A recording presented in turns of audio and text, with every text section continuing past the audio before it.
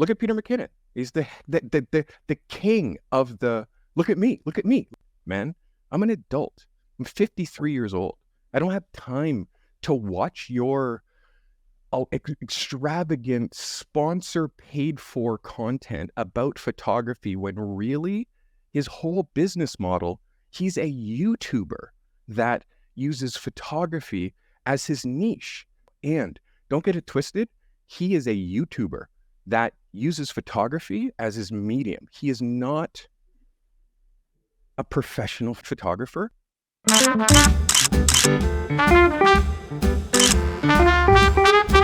right. Sweet. Yeah, that if you have in your StreamYard, when you're having your guests log in, instead of headline, just say social. So then people, I don't know if you have the ability to change that on your end. Yeah, I don't know either, but I'll check when we get off today for sure. I do all mine with, I use Video Ninja, which is free. It's not quite as set up and all that as this one is, but because I'm so good with OBS and virtual camera and all that stuff, like, and bringing in guests, like I just have different ways to bring in guests. And anyways, it's just, I do it a little bit differently. So I just try to find systems for everything. That's another thing that a lot of people have been asking me about lately is I've been creating systems for reaching out to clients, system for doing retouching, systems for like all the most successful businesses in the world have systems in order to scale. That's why when you go to Starbucks, you get the same iced latte from Starbucks where you in Calgary as you do in Toronto, as you do in China, as you do wherever. Same with McDonald's, because they have these manuals of like systems. That's how businesses scale. Photographers, we have no systems. We just fucking do shit. And unfortunately, that's why literally this is the facts. 100% of photographers who start photography, only 16% of them make it.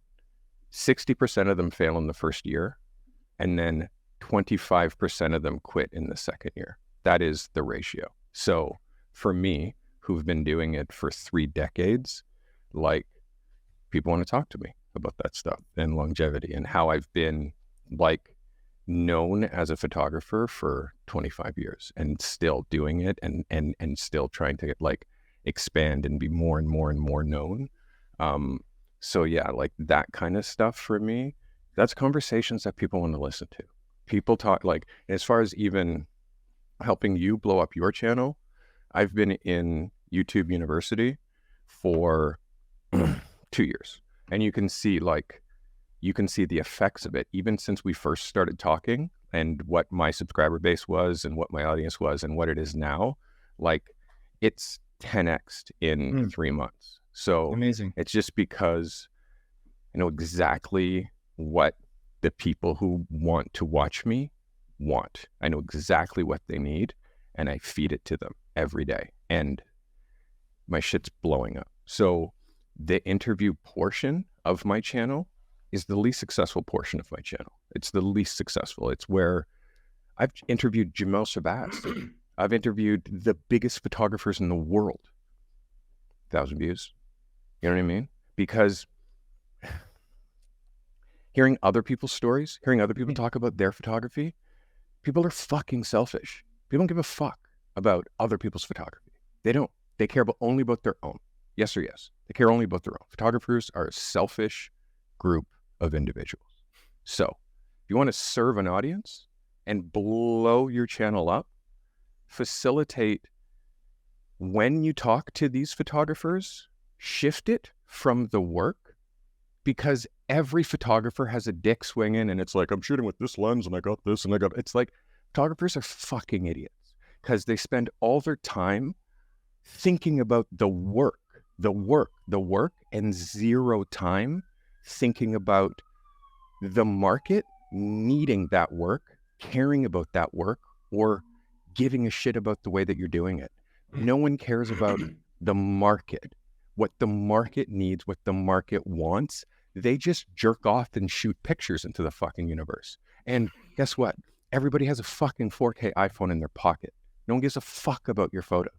What are you doing to make a difference with your camera? What value are you bringing to the people who hire you? And what like ripple effect from your energy, from your vibe, from your photography, and from your attitude creates evangelists, people who are walking around saying, holy fuck, Steve Carty, that guy is fucking nuts. Photographer, call that guy. Nobody, like, that's the reputation that I've created through 25 years of doing the same thing, the highest level, and constantly trying to get better. But I failed so many times in my business because it was about me and my photos, not about my clients and what my clients needed and what my clients potentially in the future would need. Because so many photographers care so much about the work. The work is only 20% of the equation. 80% of what I do to be as good as I am, as in demand as I am, and as well known as I am, has nothing to do with the work. It's everything that you do outside of taking pictures. That's what builds a business. And not enough photographers care about that, because that stuff is hard. That stuff is an area where they're not an expert already. They're an expert at making the photos, but they're not an expert at the business of photography, which is why, again, I'll say 84% of photographers fail. So for me, I'm in that 16% that are successful, and I'm in the higher upper echelon of that 16% because I'm a mental case as far as how far I push my self-improvement and my learning. I was up until 5 a.m. last night. Up for you at 10. It's 5 hours sleep. I'm going to do this podcast. I'm going to pre-record a podcast after this for Sunday. I'm going to record my own live podcast again because I do 3 a week at 6. And then last night, I'm building an entire masterclass education system, because the kind of stuff that I'm just saying right now, off the cuff, and whether you decide to use this for your podcast or not, TJ, is completely up to you. But what I know is that photographers need tools. There's a skill set that they need and they don't have it. And there's nobody who's giving it to them, because everybody on YouTube is about ego. It's about, look at me, look at me, look at my photos, look what I can do, look at my pictures, look at me, look at, it's like, there's so much saturation of what, look at me on YouTube. Look at Peter McKinnon. He's the king of the, look at me, look at me. Come on, man. I'm an adult. I'm 53 years old. I don't have time to watch your extravagant sponsor paid for content about photography, when really his whole business model, he's a YouTuber that uses photography as his niche. He gets the work now because he has 5 fucking million followers or subscribers. But if you go to his Instagram, where's the work? Where's the work? What you see, presets, 4 prints for sale, LUTs, and hey, follow me on YouTube. Follow my Instagram if you want to see work. And why? Because the Bay is a failing company, and they need the reach that Peter McKinnon has from his YouTube channel to shoot that, and from his Instagram to shoot that. So no diss on Peter McKinnon. I think he's a great photographer, but he is lightning in a bottle. He's a lightning in a bottle. And don't get it twisted. He is a YouTuber that uses photography as his medium. He is not a professional photographer, so uses photography as his medium. So the reason that my YouTube channel is blowing up is because I'm different. I'm a photographer that speaks pure truth on YouTube about the actual reality of being a photographer. And that truth, you watch this, Spicy. right here. People don't want the truth. You watch this down the right here, you'll probably see some unsubscribes. Because the stuff that I say on my channel, people are like, they're not ready to necessarily hear 16% of photographers succeed and the rest of you are going to fail miserably. They don't want to hear that. They want Narrow to is the hear, gate, right? oh, you're great and blah, blah, blah. And let's talk about apertures and how you get beautiful bokeh. And it's like, okay, go do that. That's cool. Spend all your time on that. But I'm formulating a new plan for my channel and the way that I'm going to deliver information and the kind of a content pillars that I'm going to have. And yeah, you'll see. There'll be Peter McKinnon will be worried about me because I'm going to literally be pulling the carpet under because I'm going to be bringing the entertainment, but I'm also going to be bringing the value. Would you And say, Peter McKinnon is just an entertainer.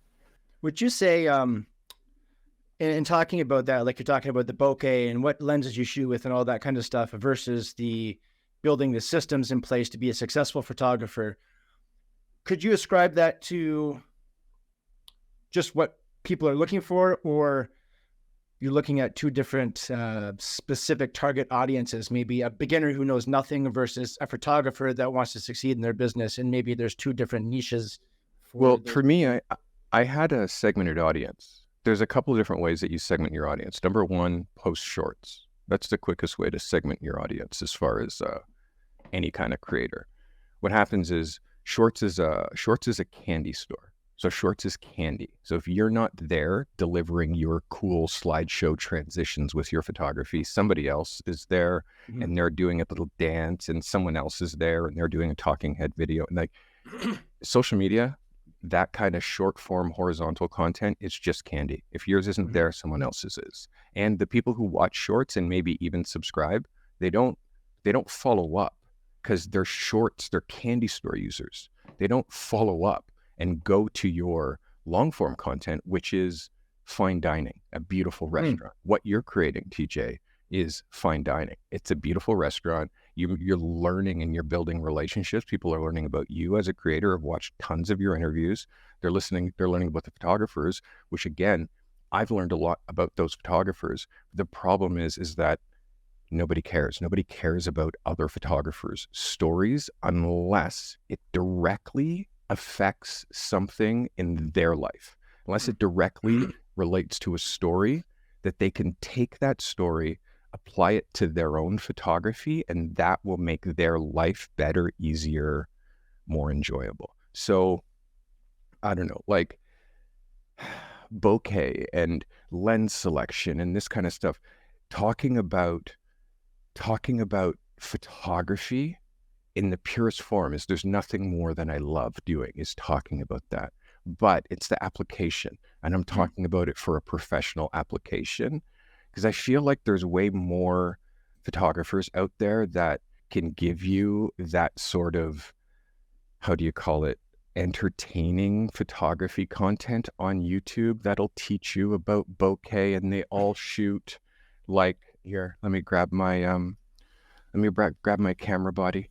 They all shoot with their camera like this, like they don't use the viewfinder because of the like iPhone generation where they're used to like looking at their phone and taking pictures. So when they get their $5,000 rig, because you know that's the price of entry of just becoming a photographer, right? Just buy a camera and you're now a pro photographer. So they hold their cameras like this, which has no stability because your arms are outside your body. You have to use your arms as a tripod. You anchor one arm, anchor the other, pull the other one to your body. And when your eye makes contact with the camera, you're actually creating a tripod, and it creates stability and it makes your images better. Why do I know that? Because I'm classically trained. Like I started photography when I was 14. I went to a photography school from age 14 because I was kind of a bit of a prodigy. My brother is a fine art painter, started photography when I was 14. My brother is 8 years older than me, so he was already the best in his school, like at art, and instantly worked out of high school and was like at this incredible design studio at 18, no university. For me, at 14, I discovered photography and I saw like this was a way for me to express myself creatively. Went to high school the next year. I went to a high school that started in grade 10 instead of grade 9. It was grade 10, 11, 12, 13, or OAC here in Ontario. So I had high school that had a photography class like for 4 years. And in my second year, my teacher who went to Ryerson said, you're really good. You could be a photographer. At the same time, I got contact lenses. I wear thick glasses. Like I've worn glasses since I was 8. So I got contact lenses and all of a sudden people started paying attention to me. And I had this photography thing and I realized a camera was like my bridge to talking to people because I was really shy. I come from a place where like I was the only black kid in every school that I went to. I play hockey, don't really shoot baskets, like I'm the white black guy because I'm Canadian. And in Canada, in the education system, you're stripped from your culture. So I grew up stripped from my culture, unfortunately. So I had to learn my culture on my own. And in doing that, it's made it so, I get to discover myself and my identity. But around age 17, when I got my contact lenses, I also discovered that my camera was a bridge to being able to talk to people. And I saw pretty girls. And at the same time, I'm able to talk to a pretty girl because I have my camera. My high school teacher showed me Vogue magazine for the first time. She bought a Vogue and brought it for me. And that, I saw that there was magazines full of photography and photographers were being paid to fly to exotic locations and photograph the most beautiful people in the world. Like it wasn't weddings that I saw Vogue. And that was like, I'm going to shoot for Vogue. By the way, I have shot for Vogue. It took me 30 years, but I have shot for Vogue Singapore. I've shot for a bunch of different magazines, but Vogue is, thank God, one of them. So, it's just one of those things that but I still had social anxiety, still wasn't really able to talk to people. I took a year off between high school and university because I knew at that point, my teacher went to Ryerson. She said, you should go to Ryerson. Saw how much it costs. Oh my God. Took a year off between high school and university and worked. I worked in the field. I worked at camera stores. I worked in places where I could get used to talking to people and learn how to sell. And I did that. I learned how to talk about photography, and all I wanted to do was talk about my own pictures when I was selling these cameras. And I was so passionate about photography that my passion for photography sold cameras. And I quickly got made a manager. I got quickly promoted and given my own store. And it was like, I could have been a corporate guy working for Black's Cameras, which by the way is over. So what would my career have been if I stayed safe and did retail? Well, I wouldn't be the human that I am right now. The hard thing is that here's the thing. Most people, they take a safe route, the thing that everyone else does. It's got social acceptability. It's a 9-to-5 job. It's got this thing people call this, and I love this. They call this, it's like, it's stability. I have stability. Yo, you know who has stability? I have stability because I can't be fired. That's right. That's right. No, that's right. You know how many people I know who've gone to university, spent so much time developing skills, worked for a company for 10 years, and then at 35, got laid off. And now they have to start over without the skills to work for themselves. So what they end up doing is the cycle all over again. Hand out, please, mister, do you have a job for me? Please, may I have a job? Come on, man. We have all the tools to work for ourselves. I've worked for myself since I was 19 years old. I haven't had a job. I haven't taken a nickel from any other thing other than my creativity and my professional photography since I was 19 years old. I'm 53. So obviously I have some skills that I can pass forward to people. But here's the thing. That safe plan, that plan that we all go safe, that inevitably fails, that plan that's easier is the route that everybody takes, because their real passion, their real love, their real joy is photography. But they haven't invested in the skills that they need to turn that joy into a business. They haven't they invested zero time in how to turn photography into a business, how to market, how to outward reach, how to create an amazing experience for people who hire you, how to package yourself, how to package your physical self, not just on the internet, how to do social media, how to use LinkedIn effectively to target clients, like all of these things that are just outside people's realm of understanding, but yet they put pictures on the one place that they think is somehow the gatekeeper to their success. I don't know if you've heard of it. It's called Instagram. You heard of this? Think is the gatekeeper place where all photographers think is the gatekeeper to their success. And if someone double taps their photo, they get joy. If someone doesn't double tap their photo, they get sorrow. Sad, yeah. So it's like that dopamine hit. You're just and what you're doing is you're looking outwards for validation. Please, someone validate the fact that I'm a photographer. But guess what? That isn't a business. That is taps on an iPhone screen. So why do 84% of businesses fail? Photography businesses fail the first year. I don't know. I have no idea, dude. You tell me. If today, I had a friend of mine, a mentor of mine back in the day when I was in high school, told me everything rises and falls on relationship. And that seems to have held true for me.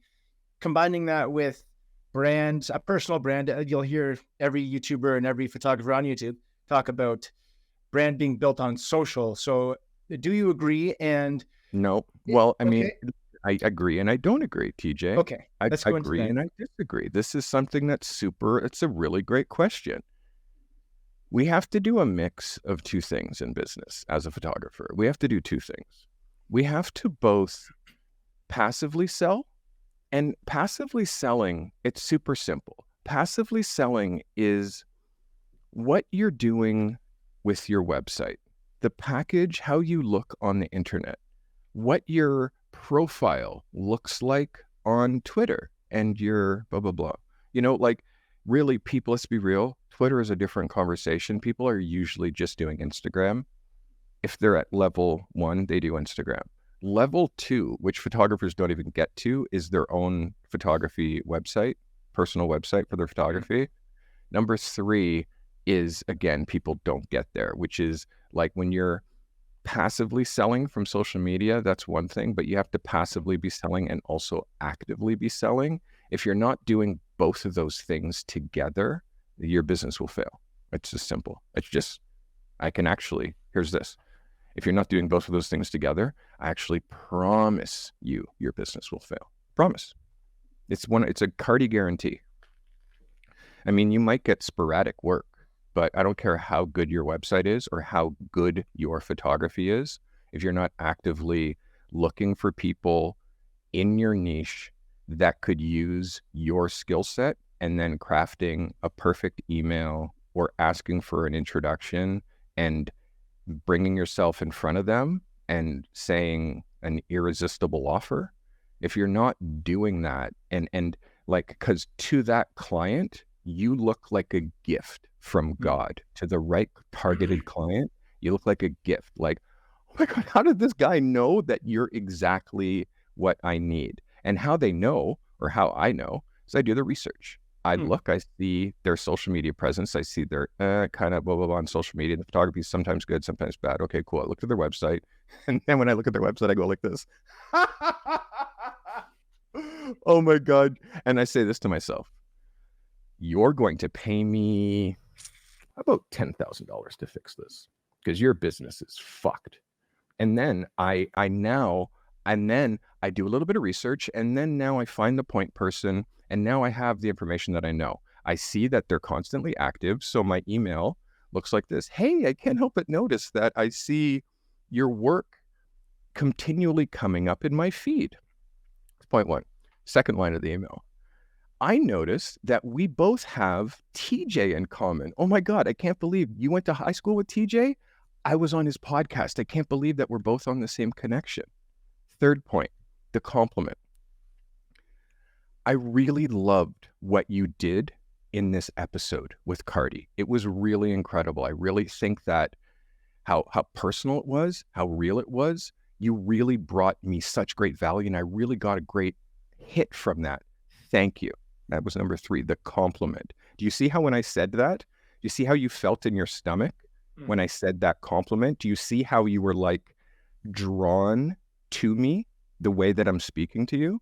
This is a teachable thing, TJ. It's teachable. What you said at the beginning too, kind of everybody's favorite subject is themselves. And what you're doing is you're making that email about that person. They're like, you know, someone sees me. Someone sees me. Hey, TJ's learning. There you go. It is possible.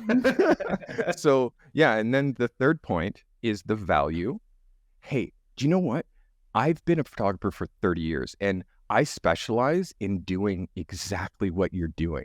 I've shot Kanye, Pharrell, Colin Firth, Michael Sheen. Like, I could just drop through, like, and we can get into the work in a second. Don't worry about that. Don't cover our beautiful faces. We can talk about that in a second.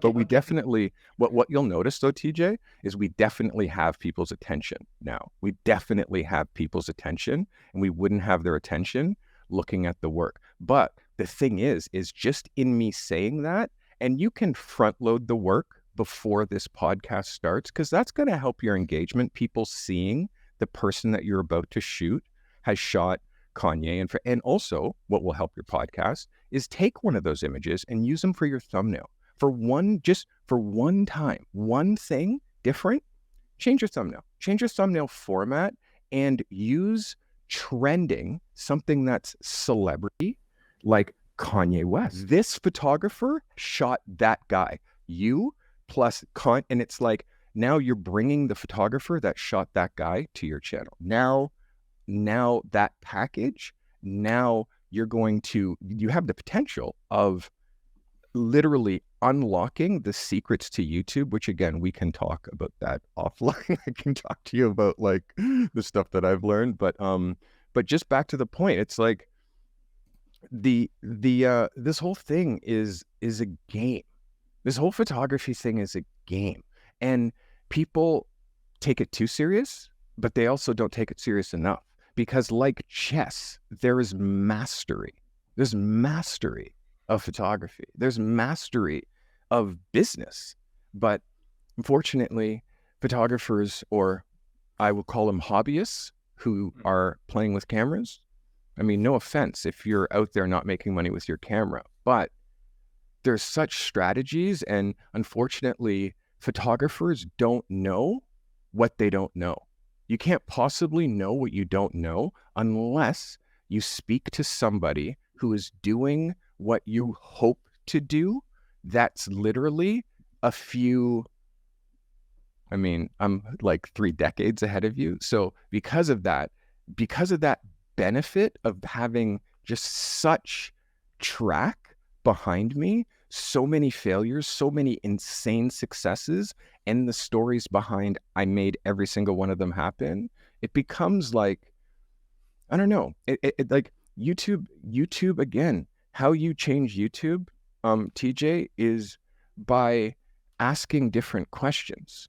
And when you if you ask the right questions, I mean, because you see, for me, I'm a great interview dude, and I know it because I bring value to anybody who chooses to spend 5 minutes to talk to me. I'm going to bring value. And what that does is it creates evangelists. So even in our conversation, if I teach you something about the photography business, or if I teach you something about YouTube or podcasting or anything that I've learned before, information is free.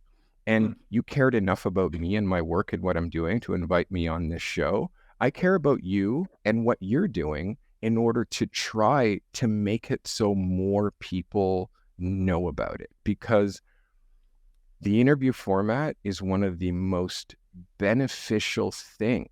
But when I said earlier in this episode, the photographers don't give a shit about interviews, that was not a knock on you, TJ, because you're doing God's work.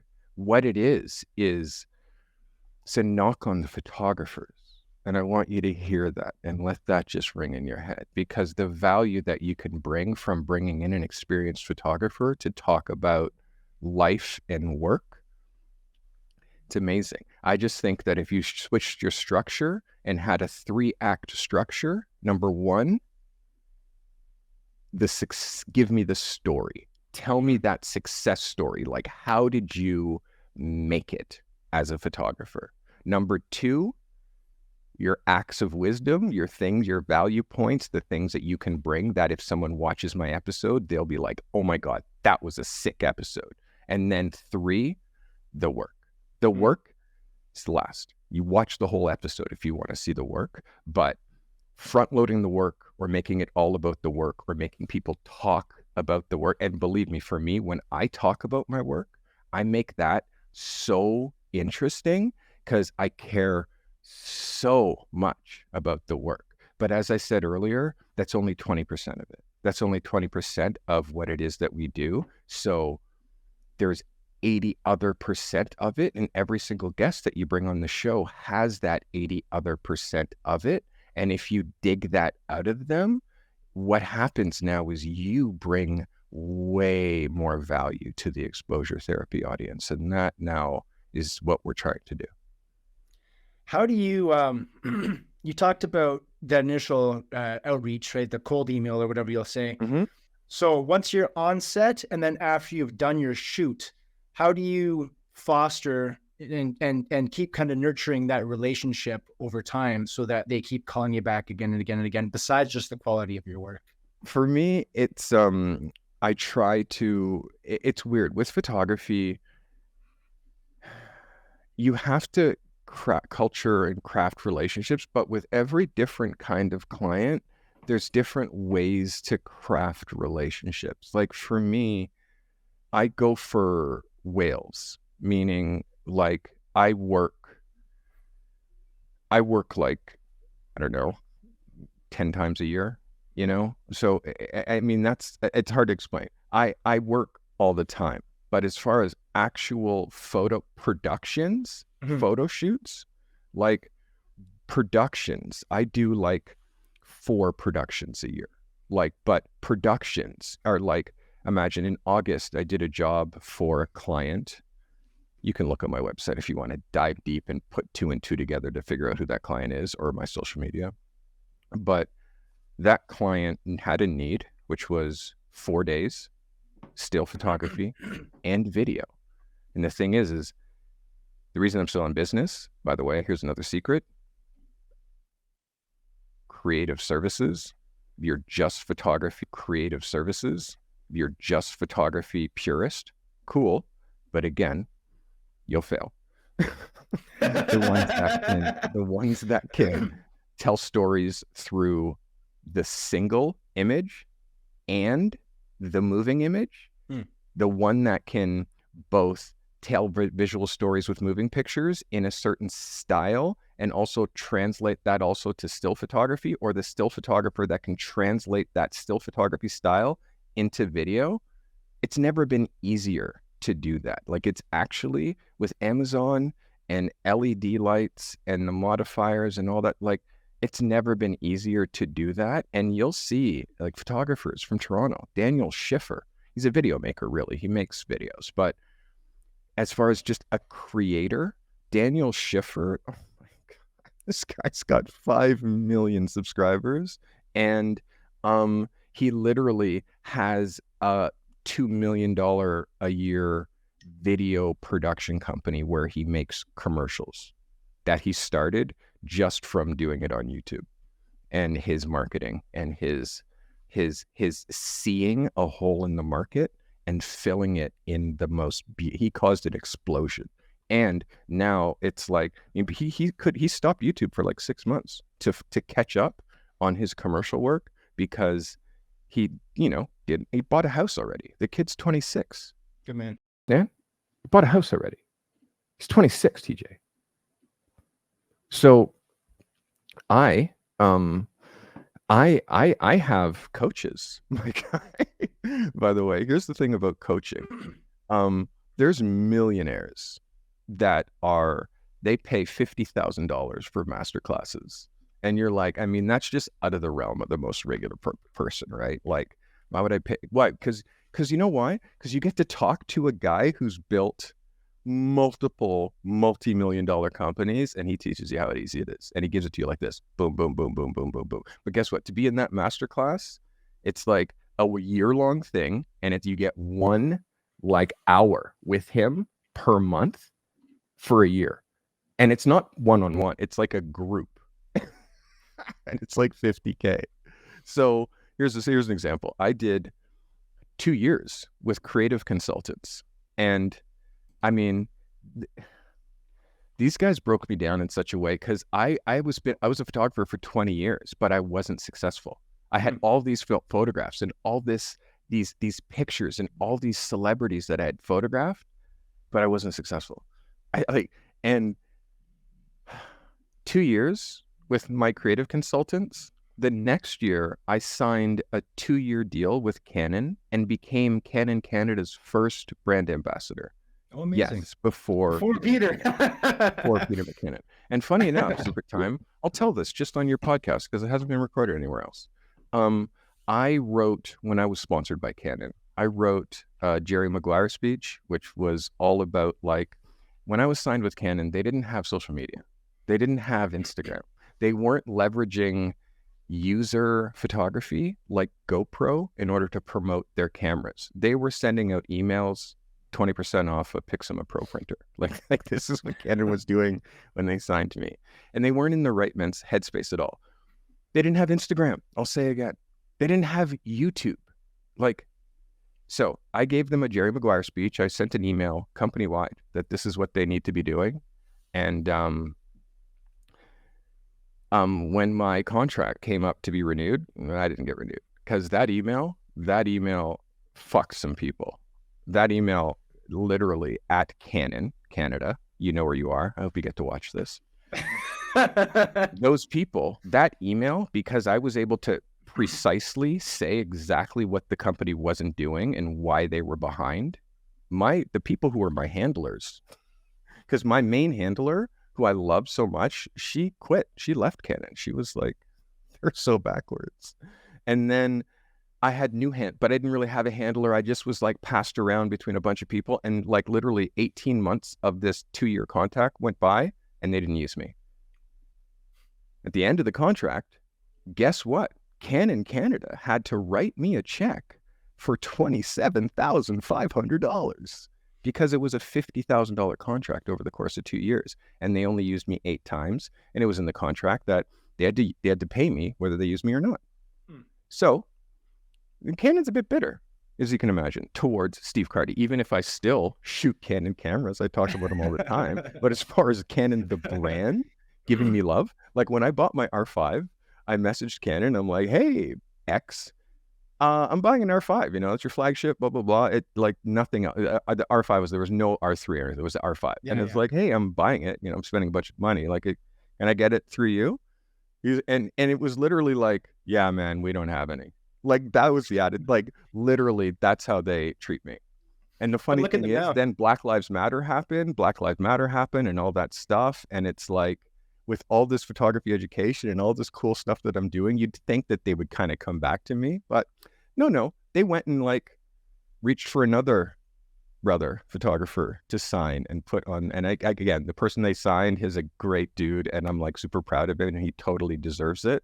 But again, they're not looking at me because I went like this, and I like lifted the carpet at Canon and was like, hey, look what you guys are doing. Look at all this dust under here. And when you do that to a business and all these executives that are like supposed to be doing their job, but actually are stuck in a mindset from 20 years ago, like aren't evolving with the internet, aren't evolving with YouTube, aren't evolving with how things are going. I mean, they're evolving with technology, but the company itself is so backwards. So it's like, remember they used to have Canon Creator Lab, where it was like caring about photographers and like building this lab. Where's Canon? Where's that? Oh, that wasn't it wasn't a profitable thing for us to care about photography. We had to go back to like, you know what? Let's just find a perfect white dude who's kind of cool and blah, blah, blah. By the way, how many black people have been on Peter McKinnon's channel? It's a good question. How many black? Zero, by the way, because I've been watching 5 years. Zero. How many black people have been on Peter McKinnon's channel? Zero. So for me, that looks kind of looks biased. Next, how many black people in Peter McKinnon's portfolio? To be honest, I haven't looked at his portfolio, so that's a good question. Interesting. Look at his Instagram. How many visible minorities do you see on his Instagram? Very interesting. Things that make you go, So for me, it's just like, I'm an open book, but I'm also a real person. And I know what I look like. And I know, like, interesting. Black Lives Matter, I was super popular during that time. Everyone's like, oh, let's go find the best black photographer. And now that months over, that shit's over, it's right back to how it was. So you want some reality for your podcast? I like giving you the goods, but know that it's like, I'm not bitter, but for me, know that I just enabled myself. I tried to do something with Canon that they didn't want to do. I wanted to give away education at Canon. I wanted to give away free photography education and like use Canon cameras, do workshops and all that stuff. Like I had a whole thing built out and they just didn't want to do it, or they didn't want to do it with me. So I'm doing it on my own, and you can see it's blowing up. And guess what? I reap all the benefit. And if I want to swap brands, and if Canon wants to sponsor me, Canon, you wait till I get 1 million subscribers here on YouTube, because baby, that is coming. And then 2 million, then 3, then 4. And then at one point, this whole house of cards that the photographers on YouTube that are just YouTubers that are using photography as a medium is going to crumble down. And people are going to actually be looking for solutions to their failing photography business. So, yeah, that's where I come in. Anyway, questions? You mentioned, Canon specifically keep photography. By the way, I just want to mention, I find it very interesting that they hated you, or they dropped you, or they didn't like what you had to say. But now look what they're doing. Exactly. Of course. I mean, they just signed up. They just signed somebody who was doing all the things that I said that they needed to do. That's the path of least resistance. And what you do in business is you do the path of least resistance. The amount of systems that they had to set up in order to make the thing happen that I said to do, it's cheaper to just pay a talking head to go and just like let you get all like blah, blah, blah about his cool tattoos and his knife flipping and his magic and like trick you into thinking he's teaching you anything about photography. But the fact that he uses cameras, and also see how quickly he switched to Leica, see how quickly he'll talk about whatever product is paying him is the best shit on earth. So even he doesn't have any loyalty. Peter McKinnon is a broadcaster. Don't get it twisted. Good. We'll get some clicks on this, calling it the takedown of Peter McKinnon. Whatever, man. Do it. I don't give a fuck. I'm sorry to say, but I'm too much of a realist and too much truth, and I have the work to back it up. Like, that's the thing. I have the career to back it up, and I have the network, the amount of people who I've satisfied, the amount of people who I've brought incredible value to. I have a great reputation. So I'm not worried about speaking truth about something that everybody knows is actually happening. I have no issues about, like, I have truth. It's tattooed right here. It's right here. So it's like, it's against my religion to lie about anything, especially on YouTube. I just speak truth. There's an audience for it. They'll be here. And if they're not, they unsubscribe. And it's totally cool. I feel no ways about it. I'm sorry I never got to connect with you before. If you can see my background here, I put that up in honor of you. Of course. You put the 6. Let's go, baby. Yeah. Of course I noticed that. Of course. Former Torontonian. I'm a fully fledged Albertan now. The conversion has been completed, but I did come from Toronto. And, yeah, I can tell. I can tell from your voice. Like you have a Toronto accent. If there is such a thing, come on, TJ. You sound exactly like you're from Toronto for sure. I went down to Eckville, Alberta, so central Alberta, to a organic beef farmer, and I did a documentary, a short doc for him. And we were just driving around, and I was talking with him, and he says, you don't kind of look or sound like a Toronto boy. I was like, yeah, conversion complete. Well, listen, the more time you spend out there in the middle of the country, the more everything slows down. Everything, it's such a different pace. Like for me, my brother lives in Kamloops, and anytime I'm in the West, I just like, it forces you to slow down, but it's like, I've been there for work. Like I've flown to Vancouver to shoot for Starbucks Canada and like a couple of other clients like I have that like fly me across the country. And it just the pace of the way that in Toronto and production, the way that my assistants move, the way that everything happens, like it's so fast. And there it's just it's like I'm usually in third, fourth, or fifth gear. That's just my gearbox. It goes from like I wake up and then it's quickly in third gear. Like today, I opened my eyes, and even before I put my contacts in, I sat at my computer and I opened Discord and I like replied to like 3 messages and diffused and like, and then was like, okay, cool. And I looked at my watch and I'm like, okay, it's 2 hours until TJ. Like at the same point, like it's 5 hours sleep. I was up till 5. But people are like, you sleep till 10? It's like, yes, because once I start working, I do not stop. I will not stop until 3 in the morning.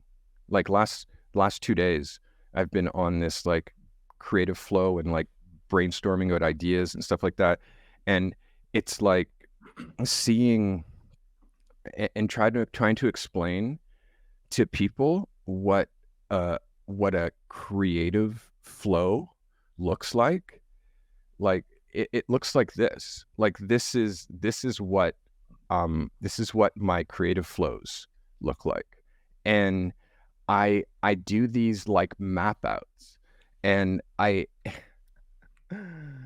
look at this one. These are my creative flows. Wednesday. I would be disappointed in myself if I didn't do 2 on this list today. And then I have my things that I have to do. So you see here, brainstorm masterclass. So then we go into masterclass, and like that brainstorm and the way that that sort of mapped out to like to this, and this ends up being like the framework for how I teach people, which it all starts with the work and their talent, but most photographers are lazy. Then it goes into the packaging, which is your portfolio, your website, and you, but also health, fitness, and mindset. And photographers just focus on this, but they don't do this. So I'm like, okay, that's another thing. So these are like sort of creative flows. Then it's the business side, and most people are uninformed. And when they become informed, then they do LLCs and corporations and co. And like, that's a skill that you can learn. Like, this is my happy place right now, is the business side. And then there's the systems for everything. And then I just explain a couple of quick systems. And then the outward reach and the system for outward reach. And then the system for marketing. And then putting it all together.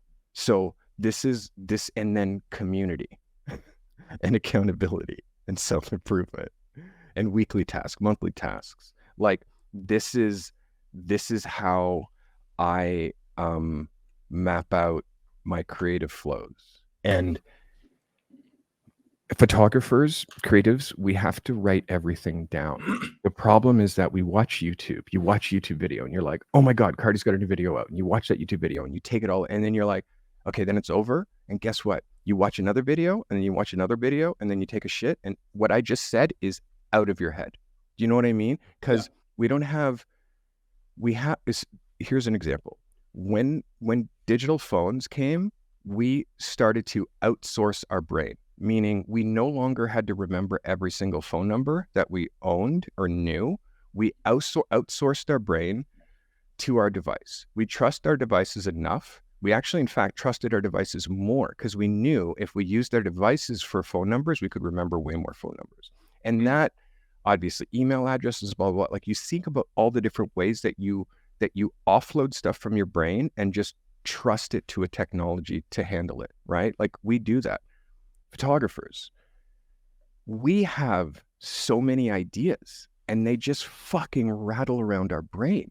And photographers don't have an active system for, like, getting the thoughts and the ideas and all these genius out of our brain and get it down so we can actually action them. Again, one of the reasons that I have a successful business is because these brain flows, these ideas, wherever they come from and whenever they come, I have a system for capturing them. I capture them all. And I have a notebook system, which I've evolved away from. But for years, it was always notebook. And but the problem is going back to the notebook, and then there's multiple notebooks and thoughts, like, so it has to be digital. So doing these like creative flows and like these idea jams with yourself, and then not having an active way to like action them, that was a problem for me. So I created a solution, and now I'm learning and learning more how to develop that solution so I can teach it, you know, and that's now sort of where I'm at. And obviously the work is the most important part, because again, when you see me with my camera, TJ, I'm this person, but magnified. I'm this person, but magnified. It's a different Carty. It's just a different Carty. And anybody who's had the experience of shooting with me, the way that I amplify, like the way that I just turn my frequency up a bit, the way that I compliment, the way that I make people feel heard, understood, and valued, like it creates this realm of stickiness. Like I'm like a skunk, dude. Like but it's a good scent. You know what I mean? Sorry, yeah, you go ahead. I just cut you off there. Okay. So if you imagine, in First Nations culture, because I'm part First Nations, it's called skunk medicine. And skunk medicine, to just describe it, I have reputation. When you look at me, you're like, that's a serious cat. I just give off this air. And then if you ask me a question or I say, you'll be like, oh shit. Like, cause I'm not just blah. I'm gonna say something that means something and brings you value. And I'm gonna do that to everybody who chooses to take a moment to talk to me. So when you're that type of that type of a person and that character trait, again, you can learn that, because I learned it, because I wasn't like that before. I was all about me. Dude, you know I've shot Kanye? Do you know how cool I am? Like that was the vibe. So, ask your question. Yeah. Sorry. No, you mentioned before, which is totally true. You can be sitting on the can watching YouTube video after YouTube video. Oh, that's a good idea. But then it's gone as soon as you're on the next video. And then you just mentioned about making people feel a certain way, feel seen, feel heard. And that's kind of how you're going to get that stick that sticks to you, and you're going to build that community, right? Like people don't remember what they learned from you. They kind of remember how you make them feel. Of course. I'm butchering the quote, but no, I just made a video about it for sure. I just literally made a video about it. Yeah. So how, on that, using those kind of social skills and emotional intelligence, which I guess is very important, right? Like with every client, not just building a community around yourself, but with the clients, the people that hire you, like how you make them feel. That's probably not just the quality of your work. That's what's going to keep them hiring you, to keep you coming back. How do you do that? How do you build that community? And also jumping around here, but what do you build that community around? Yes, photography, but is there a specific aspect of photography you build that community around? And how do you do that? How do you attract those people into your community? Well, for me, I've always, since the mid 90s, I've been taking on apprentices and assistants, and the ratio of assistants that have gone on to shoot for Vogue, like Corey Vanderblue, direct motion pictures like Javier Rivera, be represented by massive photography studios like Wade Hudson. He's represented by Westside. These are all people who went through my Miguel Arellanes. There's like so many that I've had as my Rohan Agalawate, he's rocking. Jesse Milnes. Jesse Milnes was my assistant for 2 years, and he's right now directly my competition. Like Jesse Milnes is taking my jobs right now. Like it's so much love. Like, you understand, if I don't get a project, but one of my past assistants, meaning somebody who's gone through my education program intensely for 2 years, gets the project, that means the shit that I teach creates long. So now I've been doing it for so long. So now I have, sorry, I don't know if I'm losing the question there, TJ. No, just I guess kind of the how do you go? You talked about building community. Oh, building community after, right. So what happens is I have a community around the fact that I have a reputation for helping photographers become pros. And I have such a track record of people who've come by me and then have left a photographer. So that I have that reputation. So professional photography education is always something that's been surrounded alongside me. Plus, I have a reputation of being one of the best in the city, one of the best in the industry, I hope, as far as what I do. And that reputation has been developed from just over-delivering continually over time, over-delivering for 20 years. And as far as client relationships, when you're dealing, and I started to say on this earlier, and sorry, we're jumping around a little bit if you're watching. I started to say this earlier, if you're facilitating a client and you're doing like higher end, more elite, high budget work, you don't need to like massage them all the time. You need to have a relationship with them, but at the same points, like you not getting the job, it might be budget. It might not be relationship. It's like, hey, they can't afford you for this round, which that's happened for me so many times. People can't afford me. By the way, it's okay to be too expensive as a photographer. Don't lower your prices to get a job. If you're going to have to lower your prices, just give less for less. Don't give the same for less unless the client that you're doing it for and that work out in the world, the value of that, meaning Nike, meaning something that's profile, the value of that is worth you actually almost doing it for free. So don't lose a job over a nickel. You know what I mean? A couple of $100 or a couple of $1,000 when it comes to the right project. But definitely have to quote with get what you're worth. I also help people with quoting. I did a job in August, 4 days of work for $47,400. And they gave me a bonus of another $2,000. So it was $49,000 for 4 days work of stills and video. And the fact that I also do video, meaning that they didn't have to hire a second team to come in and do the video, which would have cost them $80,000 or $50,000 or whatever. So the fact that they got stills and video at $50,000, and I created a deal with them where I'm their creative partner and they're not just doing it once. Like I did the job last year for $17,000. I did the job this year for $50,000, and I will also do the job next year. So for me, when I was touching earlier on whales, like, and when I say I only shoot a few times a year. I mean, projects, it's that. It's like when I do a project, it's $50,000.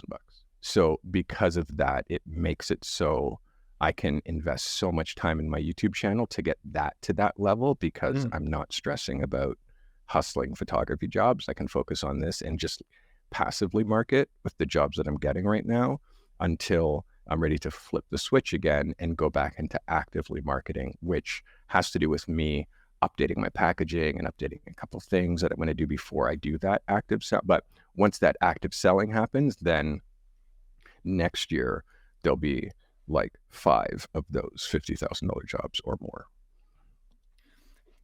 You mentioned with active selling before, like you have your passive selling, which is just social. You talk about active selling, and you mentioned reaching out with the 1, 2, 3, 4 points kind of in that email to kind of get that initial hook in. How would you use?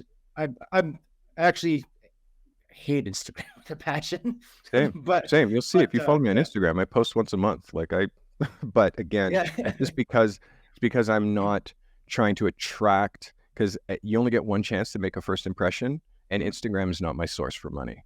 Yeah. I think that there's something with the way that the full screen's happening. Hmm. Your two windows. Oh, here. But yeah, you see, it wasn't coming back together all the way. That last shot, Oh, here. that last scene, yeah, right there, it's not coming. Oh, just back. a little line in the middle there. Yeah, it's not coming back all the way. Move transition. Yeah. So basically, that lost my train of thought. No, no worries. We're just talking about kind of active selling on socials, and we're talking about Instagram. And I was basically just going to ask, like, what your tactics are outside of the emails there to do the active selling, maybe not to a specific client, but to The best. in general. Here's the thing. Here's my strategy. Whenever I want to work, number one, I go out. And if you live in a big city, it applies. If you don't live in a big city, this doesn't apply. So ignore this at all. Totally. But if I want to start like actively being on people's radar and doing work, I'll start going out. I'll start going to events. I'll show up at a gallery show. I'll show up at like a cool night spot. Like I'll show up at the Soho House. I'll show up in spots, and people are like, oh shit, it's Steve Carty, because I never go out.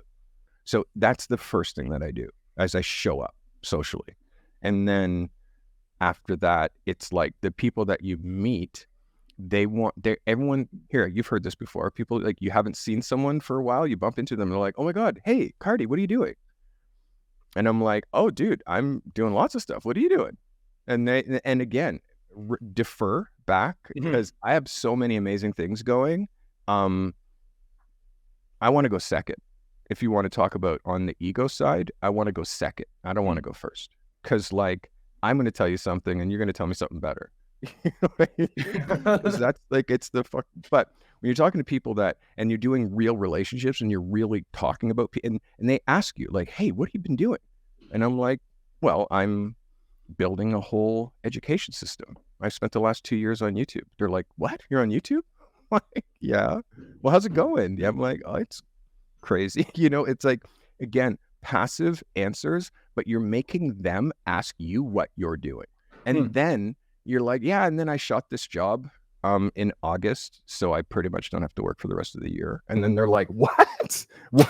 Like, I drop things that create curiosity loops, and people want to finish the curiosity loop. So then they're like, you did what?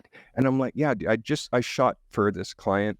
It ended up giving me the amount of money that would, just whatever, dude. It was like almost 6 figures. And they're like, holy shit. And it's like, yeah. So, and also, like, I live super modest, which is something that I live super modest. So I have a kid. I have 2 kids. I have a kid and I have another kid. And their mom and my kids live in Oakville. So, my amazing children. So I live humble, so I can have a surplus rather than a deficit. You know what I mean? People spend more than they earn. So yeah, so I basically just I try to lead them in this curiosity loop of what is going on with me, to make them feel FOMO. Make them feel like, wow, this guy's got a whole bunch of stuff going on that has nothing to do with me. Wow. And people's egos are so big. When they ask you, hey, what are you working on? People's egos are so big that you being successful, working on cool things without them, makes them feel like, I need to know this guy more. I need to pay attention more to what this guy's doing. And if it's true, like, he's actually making other people's lives change, like, maybe I kind of like, people don't want to take the first risk on you. They want someone else to like be taken, and then they fall into the party. And those are just hangers on, and you know what I mean? So, but I do create these curiosity loops by like dropping behind the scenes on stuff that I'm shooting on my social media. Like, I use social media in a very different way. Like, if I'm not doing anything cool, that I think like photo shoots that worthy, like full social media, blah, blah, blah, what I put on social media is the stuff I talk about on YouTube. And that is segmenting my audience because, again, people don't care about learning. Most of the time, they just care about themselves. So because of that, again, my content only resonates with that 16% of the photographers that are going to be successful. Those photographers hear my words and they're like, yes, somebody finally who is giving the information that I need in a no BS way that I can actually action it. Like, so yeah, like again, for me also scarcity, creating scarcity around my work, which I've done by rarely posting. You see, I have 11,000 subscribers on Instagram. They're lucky. I was looking at you today there. Yeah. They're lucky if they get 2 posts a month. It's so like what's happening for those people who are following me on Instagram, and I'm fine if they stop following me, they're realizing they're following me on the wrong platform. And that's what I'm starting to, because I'm super active on social media. It's just my social media is YouTube. My social media is Behance. And my social media is LinkedIn and my mailing list and my Discord. Like my social media is more full outward reach and then community building. Like I build because those people are lifetime believers. And most of my community are other photographers, which I 100% love. And that's what I need. I need them to be photographers. But for the people who join around my work, now I'm going to be giving them all kinds of things in ways that they can support just the work. And again, the winter is for laboratories. Like the winter in Canada is when you go inwards, you go in here, you go in here, and you go, inside the computer and really figure out what it is that you need to do in order to change so you can get to the next step. Because people don't change. Just like a tree, eh? Like in the winter, it looks dead, all the leaves go in, but the sap is pushing the roots down into the ground. It's getting 100%, stronger. 100%. Yeah. Beautiful metaphor. Beautiful. Right now, as you well know, YouTube has taken a big step on video podcasts, and podcasts are pretty huge right now. And everyone on YouTube talks about, how there's so many YouTube videos, but very few active podcasts and stuff. So if you wouldn't mind, successful podcast, you've been doing it for a lot longer than I have. You can use mine on the operating table if you'd like to tear it apart, but you already did a little bit before in kind of like the 3-part act. But how does one photographer, if they want to kind of get into this niche, this genre, and get into a podcast, how do they make it successful and how do they make it blow up, such as your channel is doing?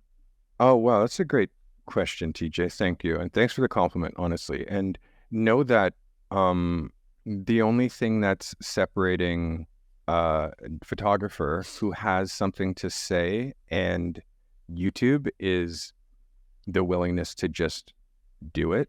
Starting is the hardest part of anything. Starting, it's why we procrastinate. And also the other thing that this is such a key point, and I'm so glad that you asked this question. Photographers love perfection. And because we love perfection and perfecting the frame so much, when it comes to other aspects of our life, if we can't achieve perfection instantly or as quickly as we achieve perfection with the camera, we give up. So this is why photographers start their photography business with full-on optimistic, uninformed. It's the uninformed optimistic that starts the business. And then they crest and they become an informed pessimist as they realize how much they don't actually know. And then they hit the valley of doom, which is nothing's happening. They're not learning.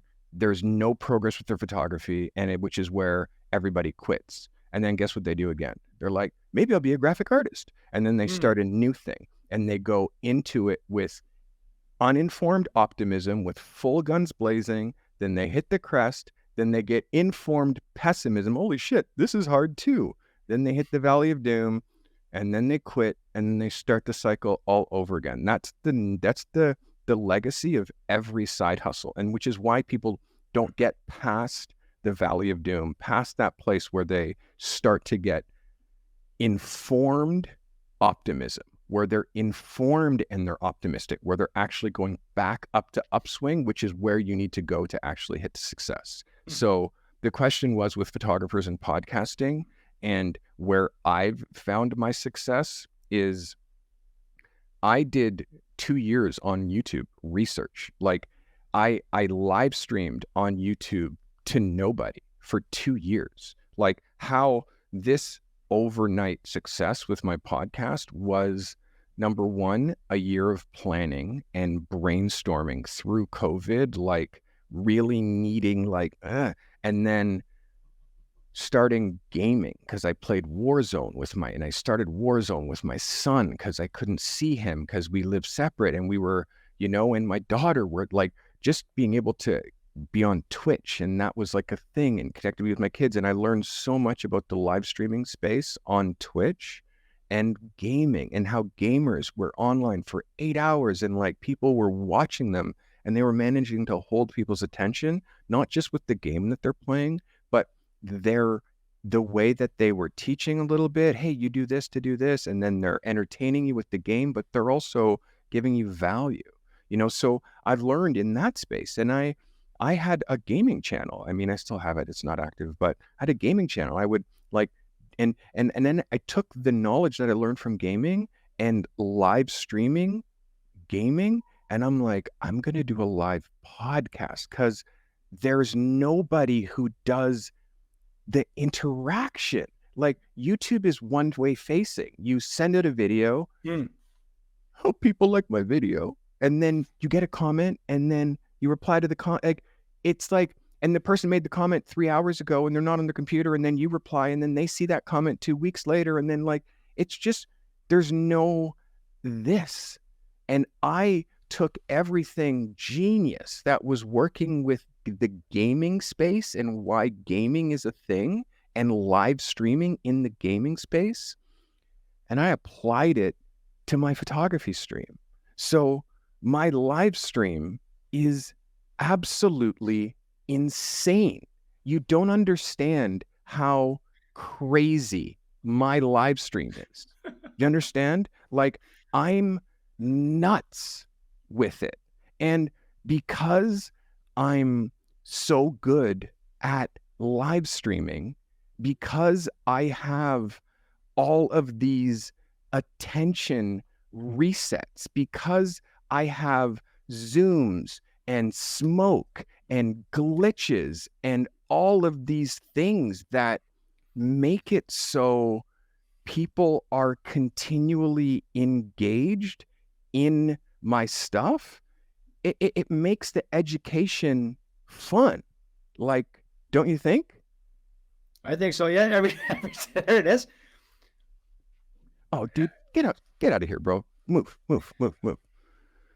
So as you can see, like, I make this show so enjoyable for the people to watch. I make it so funny.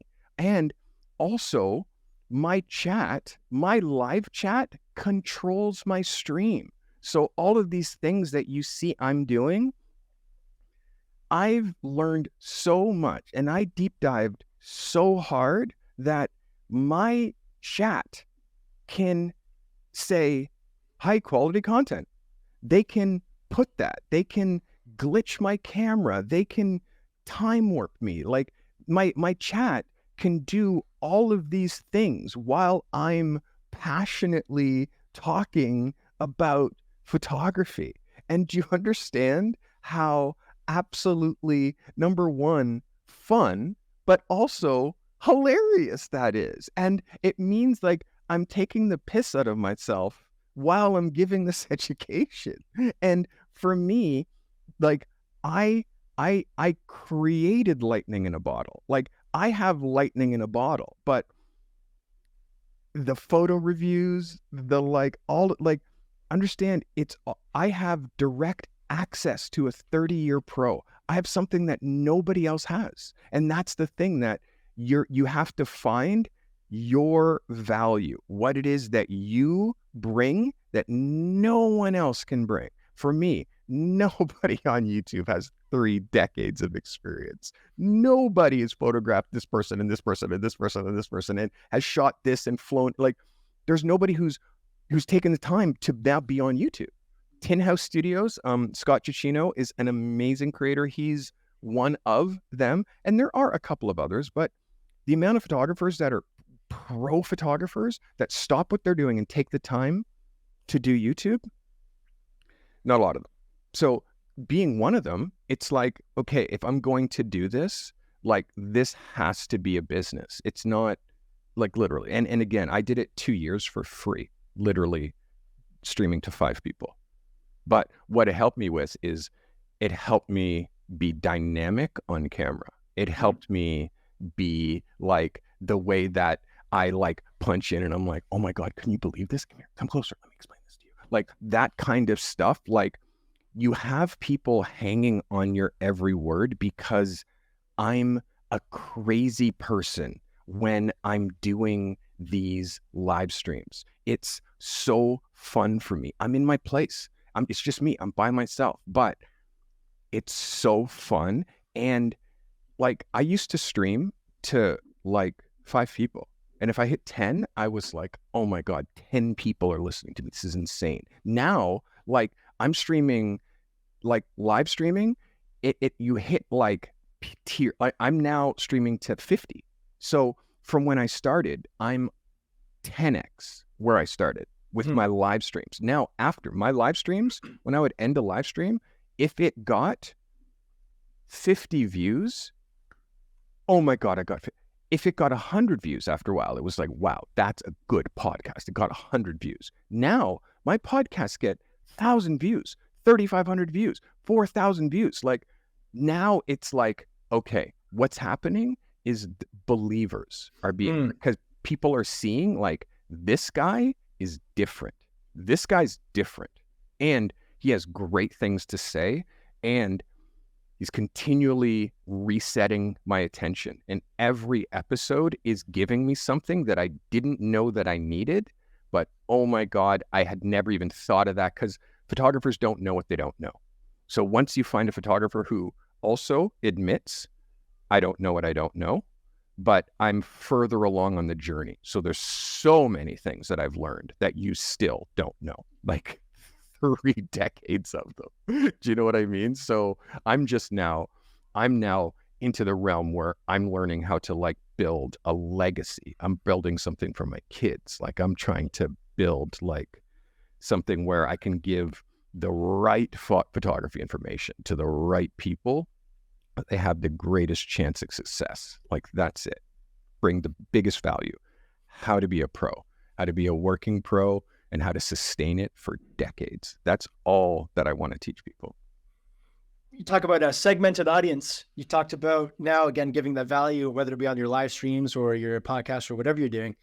And it sounds like that niche is like people who want to succeed as pro photographers. But as a pro photographer, what do you see the value in as niching down to a specific, type of photography? I made a whole video on it. So it's really easy for me to go through these points. I developed the script for, 2 months. Talking about specializing is the number one point that makes photographers get up in their feelings. And it's because, again, photographers never get out of that realm of the work. They just love the photography. They love making photos, and they don't have direction. So because they don't have direction, they just make photos. They try niches and they think, well, the one that sticks, I'll go with that one. The secret is that photographers don't spend enough time on any one niche to achieve mastery. I am a people photographer. I am a master of dealing with people, photographing people, and making people feel happy. That I'm a master at it. So I've been doing it for 3 decades. So that's my specialty. Now, I shoot products. Guess what? Nobody knows. You know why? Because that fucks with my demographic and it fucks with what people think that I do. I also make videos, which just now are people starting to connect that I do video because I talk about it, and YouTube, right? So photographers, like, I mean, and I've diagrammed this, but the way that photographers do it is, and I think it's the easiest for me if I do a diagram. Oh, come now.